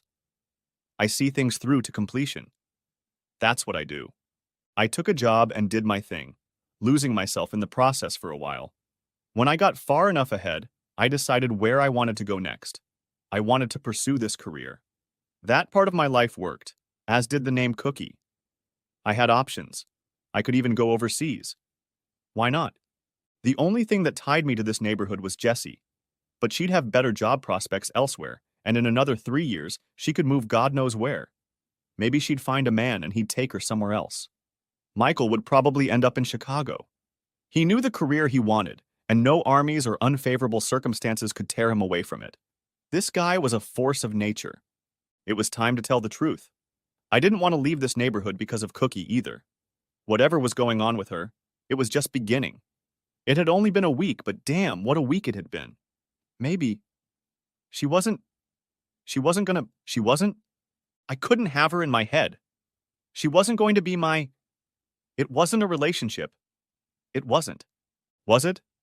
If it wasn't like anything I'd ever had before. Maybe she's right. Maybe this is what's meant to happen. But it doesn't have to be forever. I had no idea how long it would last. Or what it would turn into. I was back in the abyss. Stop it, Dave. I decided to find out what roles the company could offer me in the Windy City for the next few years, with an eye toward moving overseas when the kids were independent. I sent a few emails and waited for a response. I arranged a 3-month stay in a suite at the extended stay hotel we were using, at the corporate rate. It was only a mile from the office, and within walking distance of stores and restaurants. It even had a small gym. I decided to buy a bicycle. In the long run, do I want a house or a condo? Maybe a condominium? I need one big enough to have enough room for the kids. Guest rooms? I didn't want them to be guests. I wanted them to have their own rooms, their own space. Maybe they won't use it often or at all, but they'll have it. Huh. Many empty families look forward to remodeling their kids' rooms to make more space for themselves. I, on the other hand, am looking forward to making new ones. Am I even moving in the right direction? Maybe I just need a bachelor pad? Shit. I burrowed into my work and spent the rest of the day researching real estate. I got a few emails about Chicago, and yes, they were definitely interested in me moving there. After work, I went straight to my new apartment and unloaded my car. It didn't take long at all. I got on my phone, which Stephanie tried to blow up again. I wouldn't let her. I deleted all her crap and sent her a single message telling her about the marriage counselor appointment scheduled for the following Wednesday. She replied with another batch of messages that I didn't bother to read. It was the first night in the last 3 that I hadn't spent with Cookie. In fact, I'd spent more time with her in the last week than I'd spent with Stephanie in the last year. I mean, meaningful conversations. Realizing that someone cares about me. Feeling appreciated and wanted. Just holding each other. Holy crap. It really was a full-blown romance. And then I wondered how much of that sort of thing Steph had been up to with the shit line. Probably a lot. Probably a lot. My stomach clenched. She certainly hadn't done anything like that with me. No wonder our relationship was abandoned. She was getting her emotional sustenance elsewhere. Damn it. Was I not on top of things? Was it my fault for not being enough for her? Shit. I'd heard somewhere that if you want to take control of a situation, you have to accept responsibility for it. What was my fault in the failure of this marriage? Was I neglecting her? Did she feel unappreciated? Ignored? Was I complacent? Uncommunicative? I didn't think so. And the first thing she wrote in her Dear Dave letter was that I was a wonderful husband and that I had nothing to do with it. Was that true? Or was she just blowing smoke up my ass? No. No, I think she was sincere. She wasn't slow to find faults in me if she had the chance, but she certainly never showed any resentment. My phone was still in my hand when Cookie called. Hey, Dave. Hi, Cookie. Ooh, you don't seem to be in a good mood. Have you started feeling sorry for yourself again? Oh, yeah, I guess so. Maybe a little more introspective. Good. Well, it can't be avoided completely. Some of it's going to happen no matter what. Just don't let it ruin your whole evening, okay? Okay.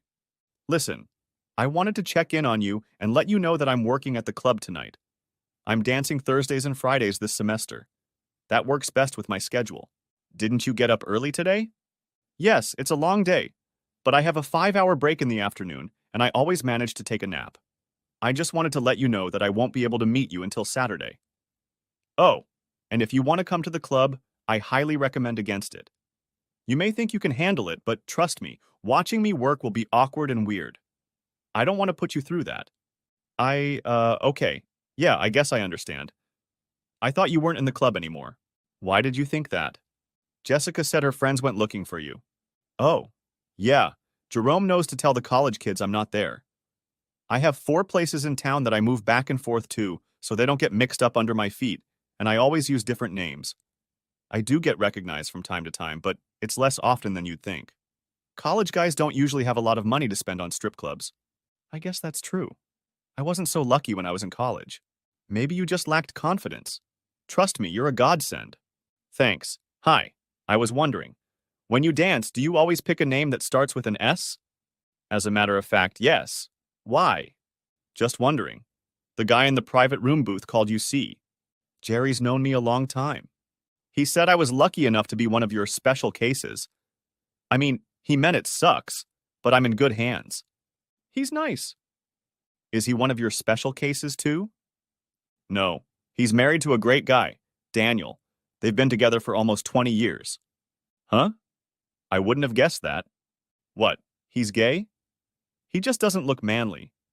He cares a lot about girls and is very good at reading clients. Sounds like a good man for the job. It is. Hey, listen, I've got to go. I just wanted to check on you. Did you get a good long-term job at that hotel? Yeah, I'm already there. Good. Also, you still owe me a dinner party. Can we set it up on Saturday? Oh, yeah, sure. Saturday is good. Where would you like to go? Surprise me. Just somewhere that has healthier food. The thought of Ruth's Chris was lovely, but honestly, the food there is too hearty for me. Okay. Wear something nice, but not too much. Huh? Okay, then we both have a decision to make. Right. Okay. Have a good night. Don't feel sorry for yourself for more than, say, another 45 minutes, okay? And then get out of here. Do something fun for yourself, something you don't normally do. Unless you get drunk, don't do that. You'll thank me later. Okay? I promise. 2 more times. Okay. I promise I won't feel sorry for myself all night. I'll take care of myself and do something fun that I don't usually do. Good man. I'll see you on Saturday. Call me tomorrow. Okay, I love you. I love you too. We ended the conversation. I could feel the walls going up. It must have been helpful. I thought about going to watch her dance again, but she was right. That would be weird. I'd be jealous and depressed, and that's not good. I broke my promise and spent the rest of the night immersed in myself. Next chapter. The next day at work, I was surprisingly productive, considering I also spent a lot of time researching real estate online.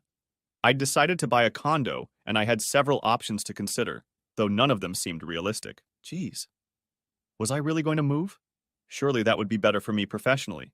I didn't want to stay in this house. The kids? Well, that was going to come out soon no matter what. I didn't expect any of them to live in this house permanently again.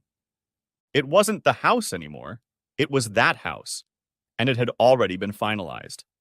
Also, my first consultation with a divorce attorney was scheduled for 2 in the afternoon.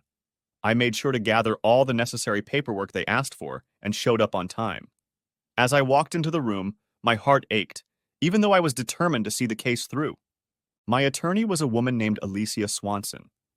I had heard that men do better in these cases when their attorneys are women, and women do better when their attorneys are men. I had no idea if that was true.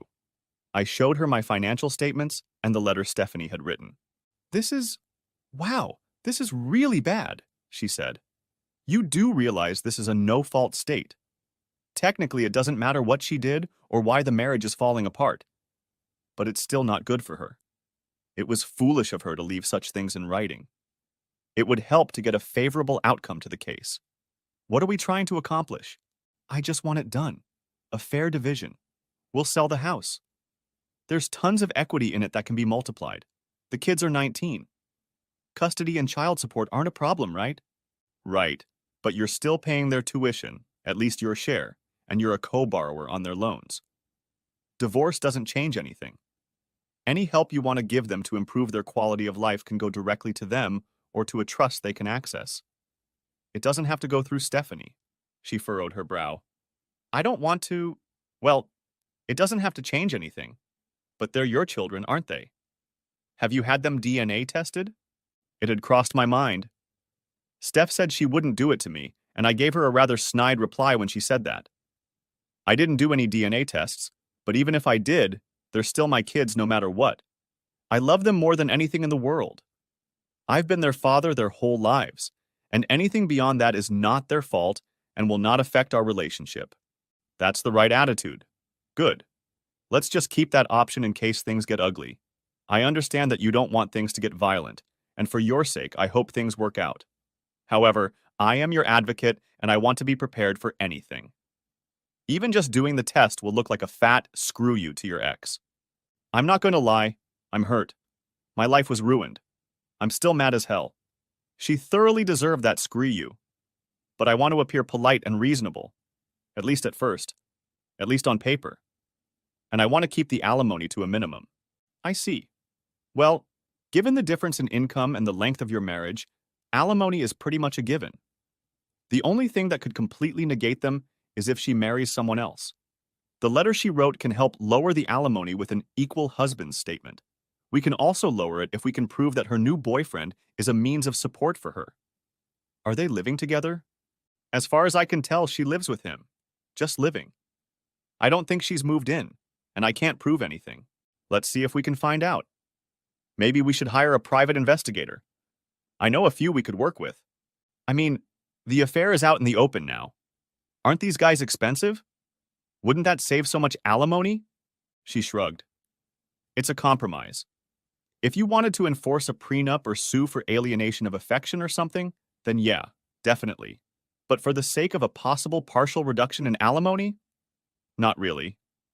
It would take years for the investigation to pay off, if at all. Honestly, it would be easier to just get her to admit where she lives. Are you staying at the house? No, I was at a friend's house. Now I live in an extended stay apartment near my work. But you say she's not in the house? I changed the locks. Then she broke in and changed the locks again. She locked you out? Practically. And yet she herself isn't there? But she claims she wants you back? That doesn't make sense. You're right. None of it makes sense. She sighed. It often doesn't. It's okay. We'll get through this. As long as you're both safe, it doesn't matter. Will she fight about the house, the money, or insist on dragging her feet on counseling? Actually, I already have a counseling appointment. Really? You agreed to it? Yes. Not to make up. To work things out. I'm even paying for it. Well, it may or may not work. Don't be surprised if things don't go the way you want them to. Nevertheless, your willingness to come to counseling shows that you are eager to keep things amicable, and the courts like that. Believe me, family court judges don't like having to try pointless fights. I understand that. Believe it or not, the lawyers don't like it either. Most of the fights we take on behalf of our clients are really stupid. I once fought for 6 weeks over the ownership of a coffee table that no one cared about. The fact is, people leave marriages, period. You simply can't stay married to someone who doesn't want to be married to you. It just takes time for the legal rules to catch up with reality. 8 times out of 10, when couples get divorced, they agree they don't want to be together, but they drag out the process because they are trying to hurt each other. Sure, it means more money for me, but honestly, everyone would be much better off if you just get it over with quickly. I seem to like this woman. She shuffled through the papers, seemingly ready to call it a day. I think we've had enough for today. I can be ready to file in a week or so. Let me know when and where you want it delivered. As soon as possible, at his house, or no, at work, or no. Think about it. Time and place matter. They convey friendliness or hostility. Friendliness is better. For you. In the moment. If need be, I can get mean and fight with the best of them. God knows you've given me enough work. But you say you don't want to go out with guns drawn. Right? That's right. Well, okay. I'll think about it. When is your counseling session? Wednesday. We'll see how it goes. Call me after that. She tucked my paperwork into a box of folders. And try to enjoy the rest of the day. Trust me, things could be a lot worse. Okay. I walked out of the office. Next chapter. I called Jessica. It went to voicemail. Almost immediately, a message came through. Hi, I'm with my mom right now. Not a good time. Call me at 8 o'clock. I sent a KK in response, which I knew meant okay, but not why. I called Michael instead. Hey, Dad. How are you doing? Any news? Just met with the divorce lawyer. Michael was silent. Still there? I can't believe this is happening, that's all. The process is set in motion. It will take a week or so to file the papers and serve them on her. Then it'll be another few months, maybe a year, and that's if things move quickly. We have a counseling session scheduled for Wednesday. I wanted to use it to pull your mother's head out of her ass, but I've been told it may not go as I expect. I'm sure at some point I'll be asked to take responsibility for my part in the collapse of the marriage, whatever it is. You're not a failure, Dad. I can see how you might think that. I mean, I've done some reading. Your feelings are valid and not uncommon, but hell, I'm not good at this. People tend to take things personally. Kids always blame themselves when their parents divorce, even though everyone knows they had nothing to do with it. Oh my God. Michael, you don't think it's your fault, do you? No, not really. I mean, those kinds of thoughts have crossed my mind, but it's not hard for me to dismiss them. I haven't left the house in almost a year. And before that, well, it seemed to me that Mom was trying to keep any of us out of it, wasn't she? You're right. She was only thinking about herself. I agree. Listen, I don't want to talk bad about your mom. She's still your mom. Nothing will ever change that. I don't want to interfere with your relationship or turn you against her, okay? You won't. You won't. I mean, I don't like it, but I'm still going to think what I think. I just hope the girl I marry doesn't do something like that to me someday. She, well, God, I want to tell you she won't do that, but I probably can't. There's no telling. I just hope you have better luck than I did. Maybe this whole marriage thing isn't what it seems, huh? Don't say that.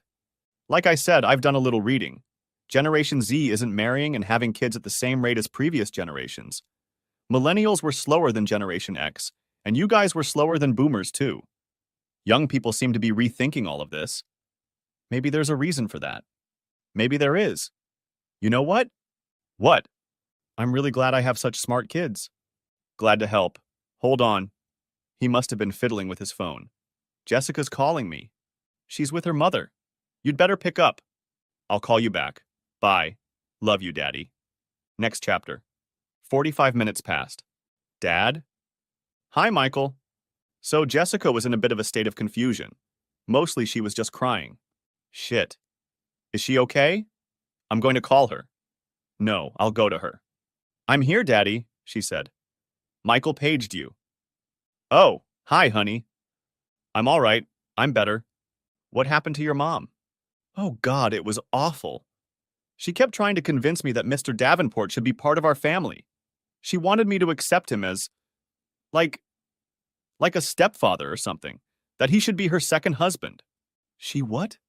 I think she's lost her mind. It's probably perimenopause or something. I told her she was crazy, and you'd never agree with that, and neither would I. But it was like talking to a wall. She's created this bizarre fantasy scenario and won't budge from it. This woman sincerely believes that she brought Lee Davenport into this family? Yes, that's what she said. Like she is. Jessie cried again. Daddy, I don't know how she can do this. How can she do this to you? How can she do this to us? I don't know what's wrong with her. She's... Breathe, Jessie. Calm down. Yeah, little sister, we've been over this. She still cried for a few minutes. Jessie, I'll come get you. No, you don't have to. Yes, I do. Look, I'm not going to do anything anyway. I can't leave you like this. Let me feed you dinner. Let me be there for you. Please. She said nothing. For my sake. Let your father do this for you. For me. You're a good father, she said. The best, Michael agreed. I'm leaving. I'll be in a public place near my dorm. Text me when you're a 5-minute walk away. Okay. I love you, Daddy. I love you, Jessie. And you, Michael. I love you too. Take care of my baby sister, Daddy. I will. We ended the conversation. I sent the text message. Jessie got into my car, carrying a gym bag. I guess she wasn't going to spend the night at the dorm. I took her out to dinner and she couldn't eat anything but soup. We hardly spoke at all. We went back to my hotel room and sat on the couch. My strong, smart, capable 19-year-old daughter was a 7-year-old again. I just held her in my arms and we could feel each other's breath. Sometimes just being there for each other is enough. Next chapter. Jessie spent the night on the fold-out couch, and I took her to breakfast before bringing her back to campus. It was Saturday, so neither of us needed to go anywhere. Breakfast turned into brunch and a long phone call with Michael at the same time. I got her back to campus and got to work on my email. My transfer to Chicago was pretty much a done deal. If I wanted to, I could be there in 6 weeks. The company would even pay my moving expenses. I narrowed my choice of condos down to 2 and sent them to Michael to get his opinion. Maybe in a few years we'd be roommates. I did the laundry. I had a week's worth of laundry to do, but it was less than I was used to. I couldn't remember the last time I did laundry just for myself.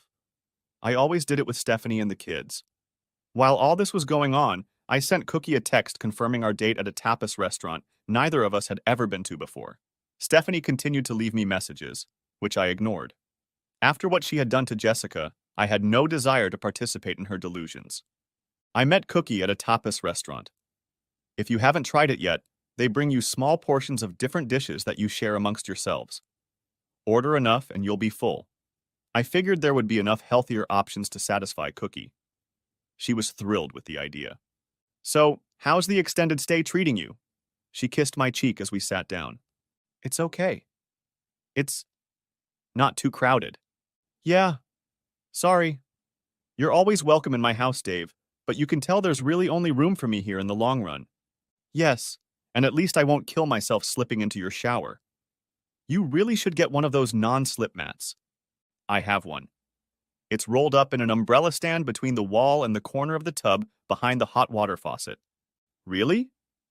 You haven't seen it? No. Damn, you're lucky you didn't kill yourself. You should have told me he was there. I wasn't thinking. I'm sorry.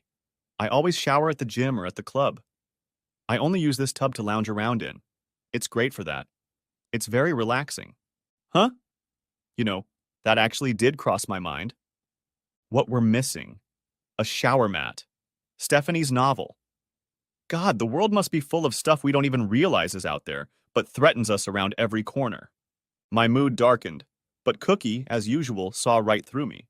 I thought about deflecting attention away from myself by asking about how she danced the last 2 nights, but realized that I'd be answered with, "What happens in the club stays in the club." I silently wondered if she was prostituting herself and decided I really didn't want to know. I also didn't want her reading my mind about it. Dave, you're a million miles away. Sorry, I guess I am. I've got a lot on my mind. Stephanie. Well, yeah, and also about you. You were right when you told me not to come to the club. I don't think it would have cheered me up. It would have been hard, and the future. I'm going to Chicago. I've made my decision. But am I running towards something new, or am I running away? I really don't know what I'm doing these days. I have no idea what's in store for me. I don't know what I'm missing. And despite everything I've done, I don't feel like I'm in control of any of it. She nodded. Because something terrible happened to you. Well, yeah. Good. Well, we can't always control what happens to us. We usually can't. But there's a lesson you still haven't learned. I've told you about it before, but it's never been learned. When you do, you'll understand it. Until then, it's just words. But I am a teacher, and I will show it to you in different ways until you understand it. Are you ready? Of course. We'll see. It will come down on you when you're ready, and not a second before. The lesson is simple. Bad things happen, and we can't control them. What we can really control is ourselves. You have absolute and ultimate control over how you let things affect you. It's not an easy thing to do. We are slippery and not always true to our intentions. Things affect us in ways we don't understand, and therefore can't deal with them properly. Our feelings get in the way of our judgment. But in the end, the only person responsible for how you react to anything is yourself. I mean, yes, that's true. But I can't help. No, screw it. Look at me. Look at what happened to me, and look at who I am now. It's not going to happen overnight. You can choose to fight this for the rest of your life. You may or may not decide to fight it for the rest of your life. It, depends you and you alone. Okay, I want you to visualize something. Picture a man, and something terrible has happened to him. He feels like his life has been ruined, that he's been robbed of any chance of happiness.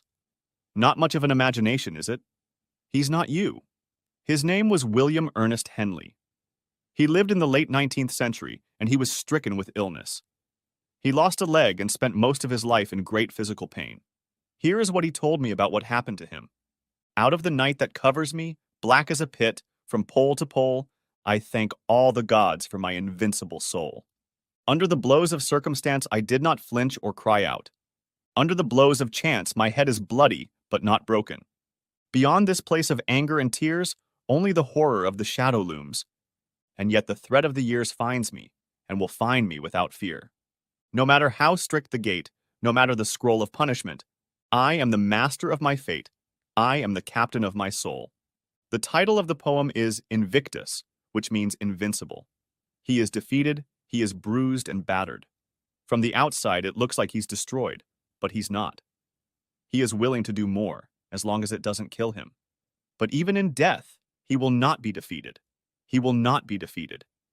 He can be driven to the ground, but he will never bend the knee. Oh my God, was all I could say. The ground spun, and I had to grab the edge of the table to keep from falling. Can you feel it? Yes, oh God, yes. Fortitude, David. Strength, determination, Invictus. Yes. Who is the captain of your ship? I am. Who is the captain of your soul? I am. I can't hear you. I am. Who decides what you do? I am. Right. Invictus.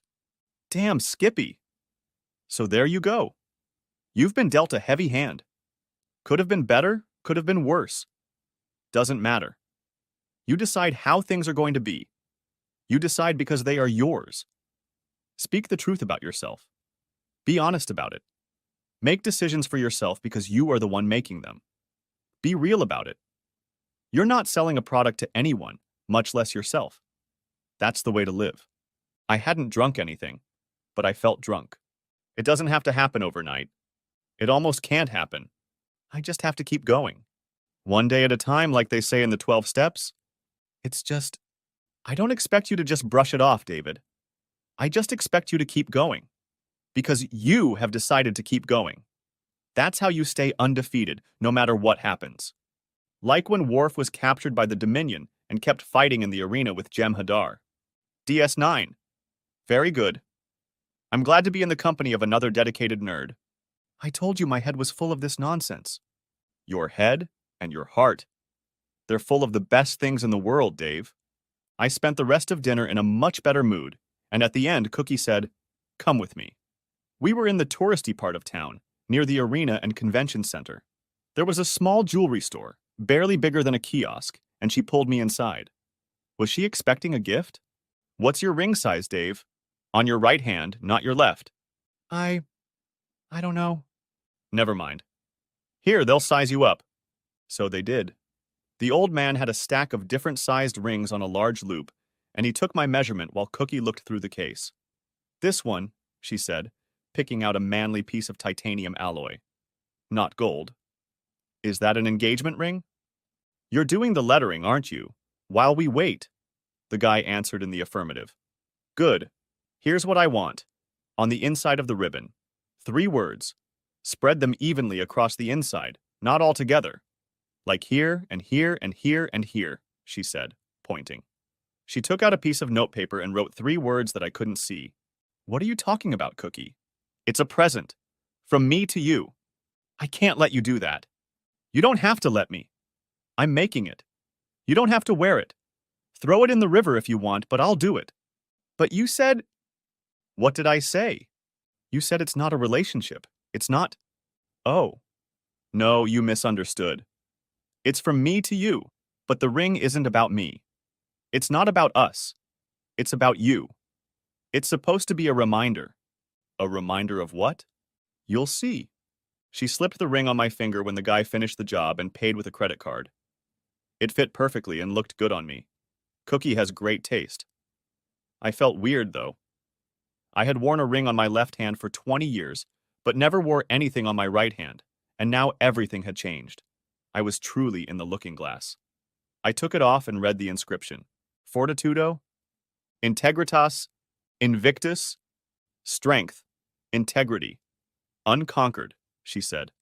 Let that be a light for you in the dark places when all other lights go out. I smirked. Galadriel's gift, the light of Arendelle. Goodness, nothing gets past you, O master of nerd trivia. Her smile shone as brightly as any Silmaril.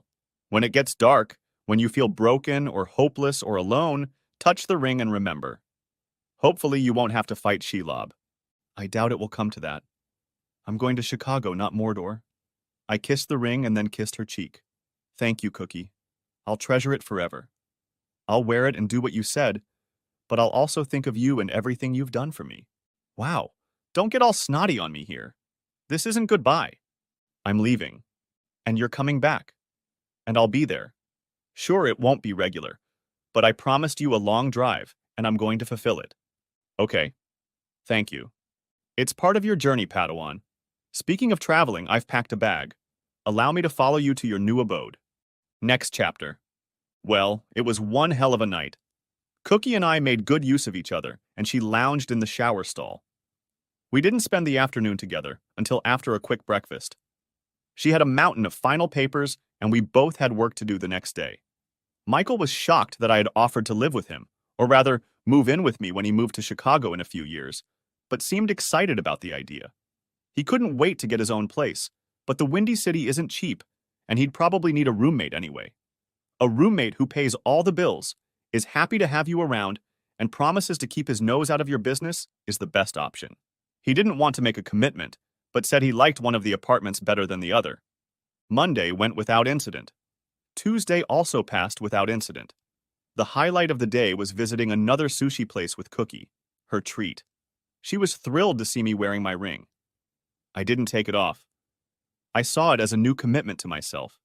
The sushi was much better than the first time, and the steak helped. Cookie knows her stuff. She even taught me how to use the chopsticks. It was her treat, but I couldn't help but notice that it cost twice as much.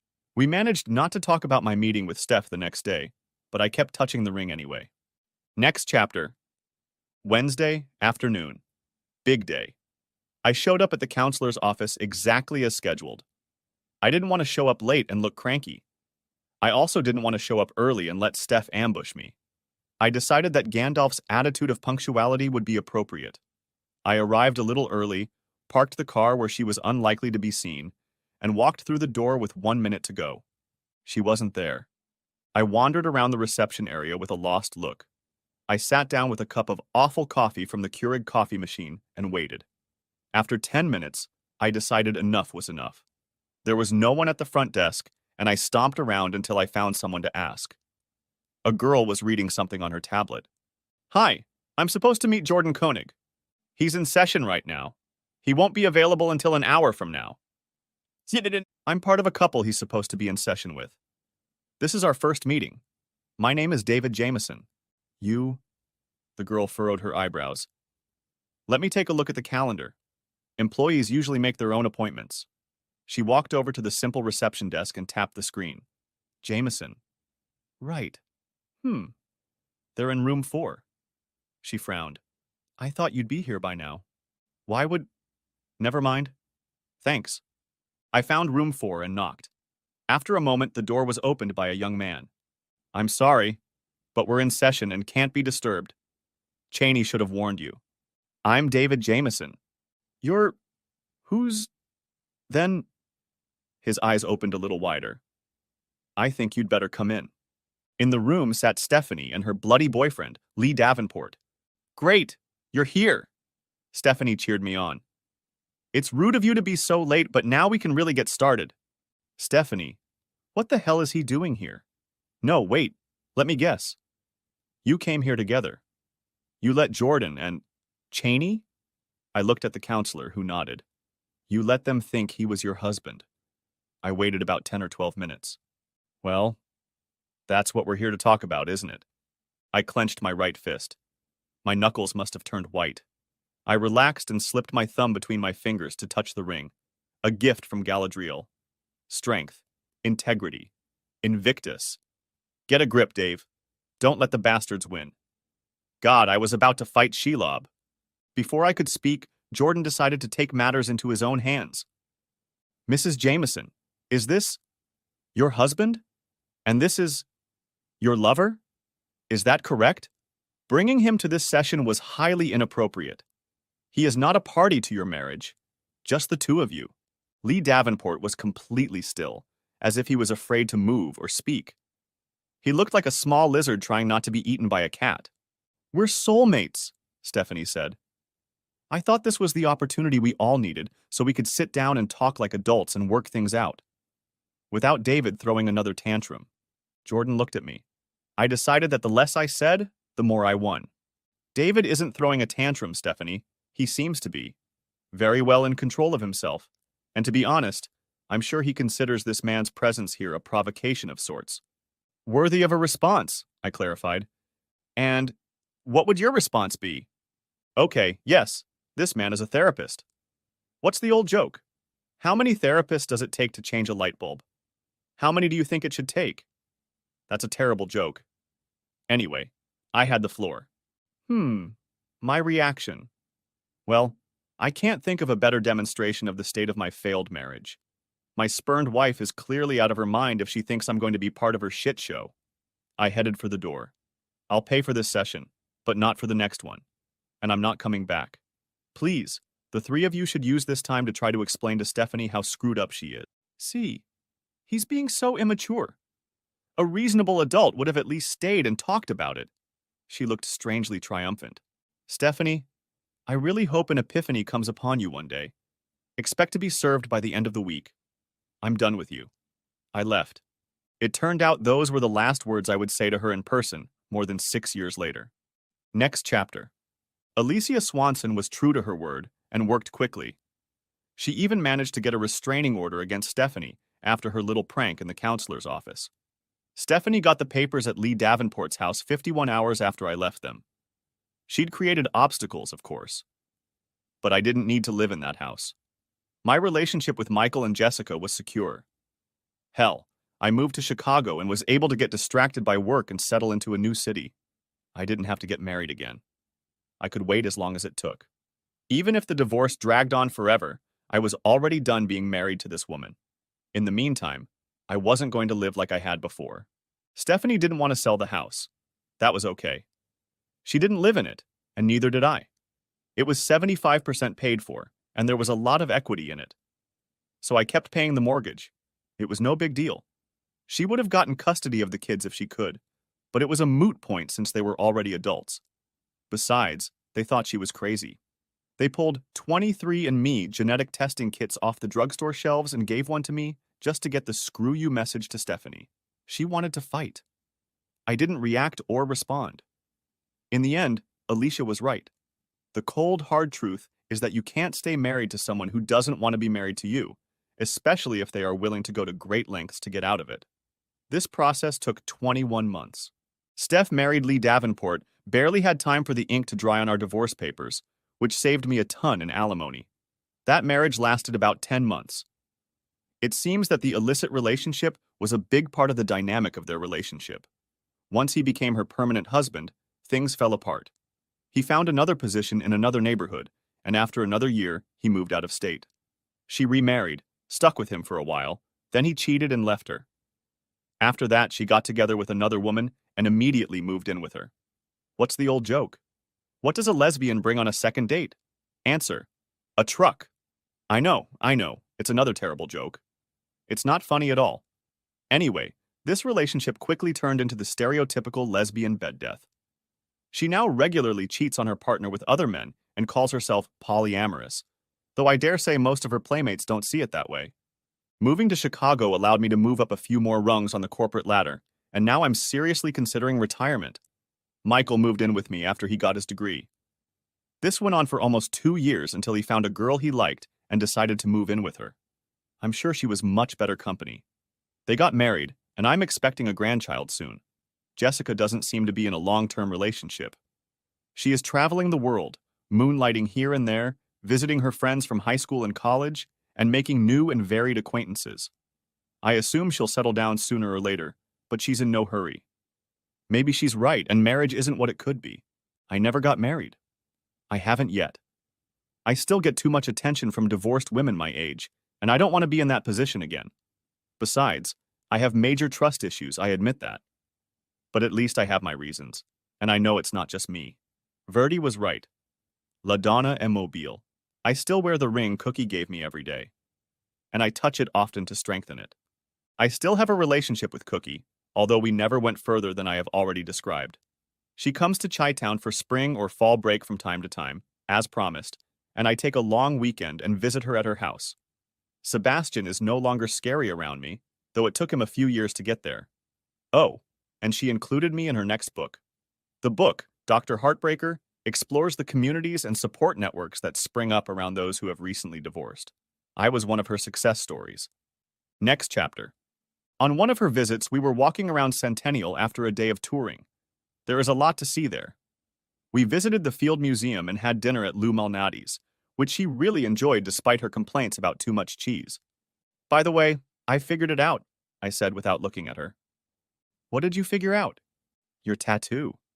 No, I didn't figure it out. Her sad smile was more of a smirk. No, figured it out. I don't have to guess. I'm sure. No. You can be sure, but I assure you that you're wrong. She took my hand. Just do me a favor, okay? And don't dismiss any of your guesses.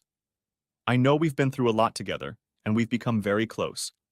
That's not uncommon for me, but I'm sure it is for you. You feel like you know me well enough, but no one does. No one understands. Look, I admit, sometimes I let people guess all three ways and then they never know. But in your case, it breaks my heart a little bit. With you, dear David, it's better to keep the odds alive and untested. Trust me. I squeezed her hand gently and turned to touch her face.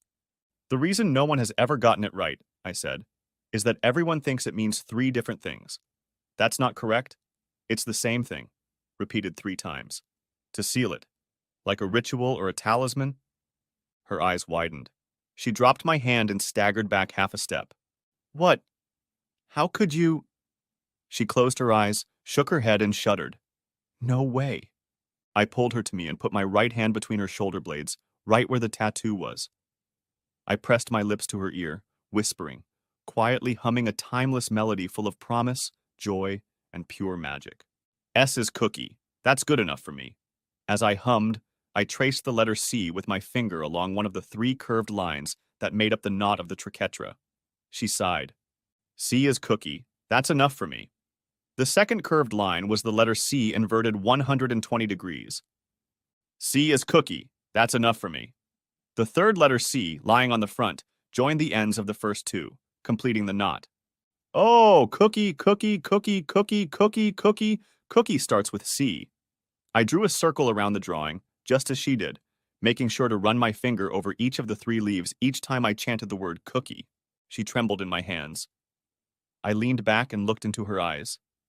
They were bright and filled with tears. It's always in your head, like a little affirmation. You find strength in it. That's what you said. She nodded. The tattoo is your name, I said. Or rather, it's your signature, written in a way that only you can understand. It is your identity. This Muppet is your Bodhiswata, and this is his song. Now that you are an adult, this is your truth and your power. Why can't a silly joke or a child's song be a profound truth? It can be both. You taught me that. But that's not all. Go on, she barely audibly whispered. Tears streamed down her face. Why do we put our names on things? What does the signature mean? It means we call these things our own. We take responsibility for them. If someone's name was tattooed on you, it would mean you belong to them forever. It would be a public statement to everyone who saw it. But you put your own name on yourself, in your own flesh, forever. You have declared that you belong to yourself, and only to yourself, not to anyone else. No one who sees it will recognize it. It is a private declaration. Everyone else is excluded. You have done it 3 times, signed it, sealed it, delivered it, using symbols that have special meaning to you. Whenever you dance under another name, it always starts with C. You also use the private room number 3. The number 3 keeps popping up all around you everywhere, as if it were magic. 3 is a magic number. That's what high school rock taught you. And of course, C is the 3rd letter of the alphabet. As I spoke, her slight nods had increased in frequency, and now she was wiggling her face up and down in time with my voice. I can't believe it. I thought no one. She shuddered again. I knew you were special as soon as I laid eyes on you. You'll never belong to anyone else, will you? You've said that so many times, but no one has ever believed you, have they? They think love is too strong, that the cultural demand for romance or your emotional needs or whatever will win out in the end.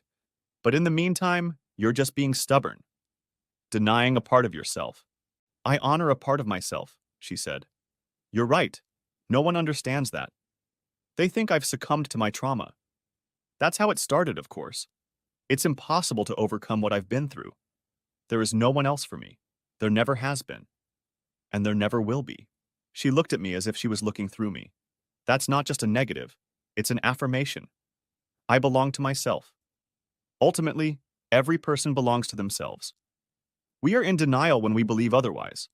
The difference is that I know 100% that I'm good enough for myself. Yes, you really are good enough. And I'm glad you are, Cookie. There's no one else I'd trust with my friend. She broke down, completely in tears, crying her eyes out and hugging me like I was the last lifeline in a storm-filled ocean. "Thank you," she said after a few moments, and then a few more to gather her thoughts. "Thank you for understanding. Thank you for understanding me. And God, thank you for respecting him, for respecting me. That's what's missing. Certainly not in most relationships," I said. "I'm proud to be a part of it. And I'm proud of you." "Proud of what?" "You've made your life something important. You gave yourself a purpose. I worry that most of us never do that. We just cower and go about our business." "You're right about that. I think most of us are probably destined to just rummage around. Saving the world isn't for wimps." She snorted. "There's something I need from you, Dave." "You name it." "Anything. First of all, go ahead. I know you're going to be okay, but that doesn't change the fact that you're still going to get hurt sometimes. Just survive. Get well. Get well. And thrive. Whatever it takes. I'll help, you know. Others will help too. But you're ready now. You are worthy even if you don't know it yet. I'm going to need help too." "Of course. In what?" "Work. With work. It's too much." She looked up at me. "There are 20 goddamn tons of hearts broken every day in the world. Everyone's been hurt." "Well, I guess that's true. So I need you to do what I do. It doesn't have to be a lot. Just once in a while. Just enough to make a difference. For one person at a time, when it matters. To pay it back, you know? Or pay it forward." "Sure. How could I disagree?" "Yeah, okay, I'm in. What do I need to do?" "Just listen. Just be there for me. Just help people. Just like you reached me. Stay present to matter, even if they think they don't. Everyone needs to feel heard. Everyone needs to feel valued. Everyone needs to feel valued. You can do it, Dave. Just reach out to them. Feel them. Everyone is different, so you're going to have to do it differently every time. Maybe you'll get intimate with some of them. Or maybe, go fishing with them and not say a word. Whatever it takes. Whatever they need. Just be willing to make human connections when you see a frayed heart. And keep your promises." I can do that." "Good. You'll find it helps. Sometimes what helps you the most is helping others." She shuddered again. "You said so yourself the first night I spent with you. Why do you think I do it?" "It's literally the only reason I'm still alive." Next chapter. "So this is what I'm doing. This is what I'm going to do in retirement. When Cookie and I get to see each other, it's become common for us to compare notes. After we've mated like crazy weasels. Hey, we're middle-aged, not dead. It's only been a few years and I already have number 4. Maybe this one will be my first Padawan. You never know. It's a strange life. Certainly not the one I thought it would be before Steph went crazy. But it's nice. It's comforting. It makes you feel worthy. And that's good enough for me." The end. If you haven't watched the first part of this video, the link will be in the description. Thanks for watching, I hope you enjoyed it, so subscribe to my channel and watch the next video.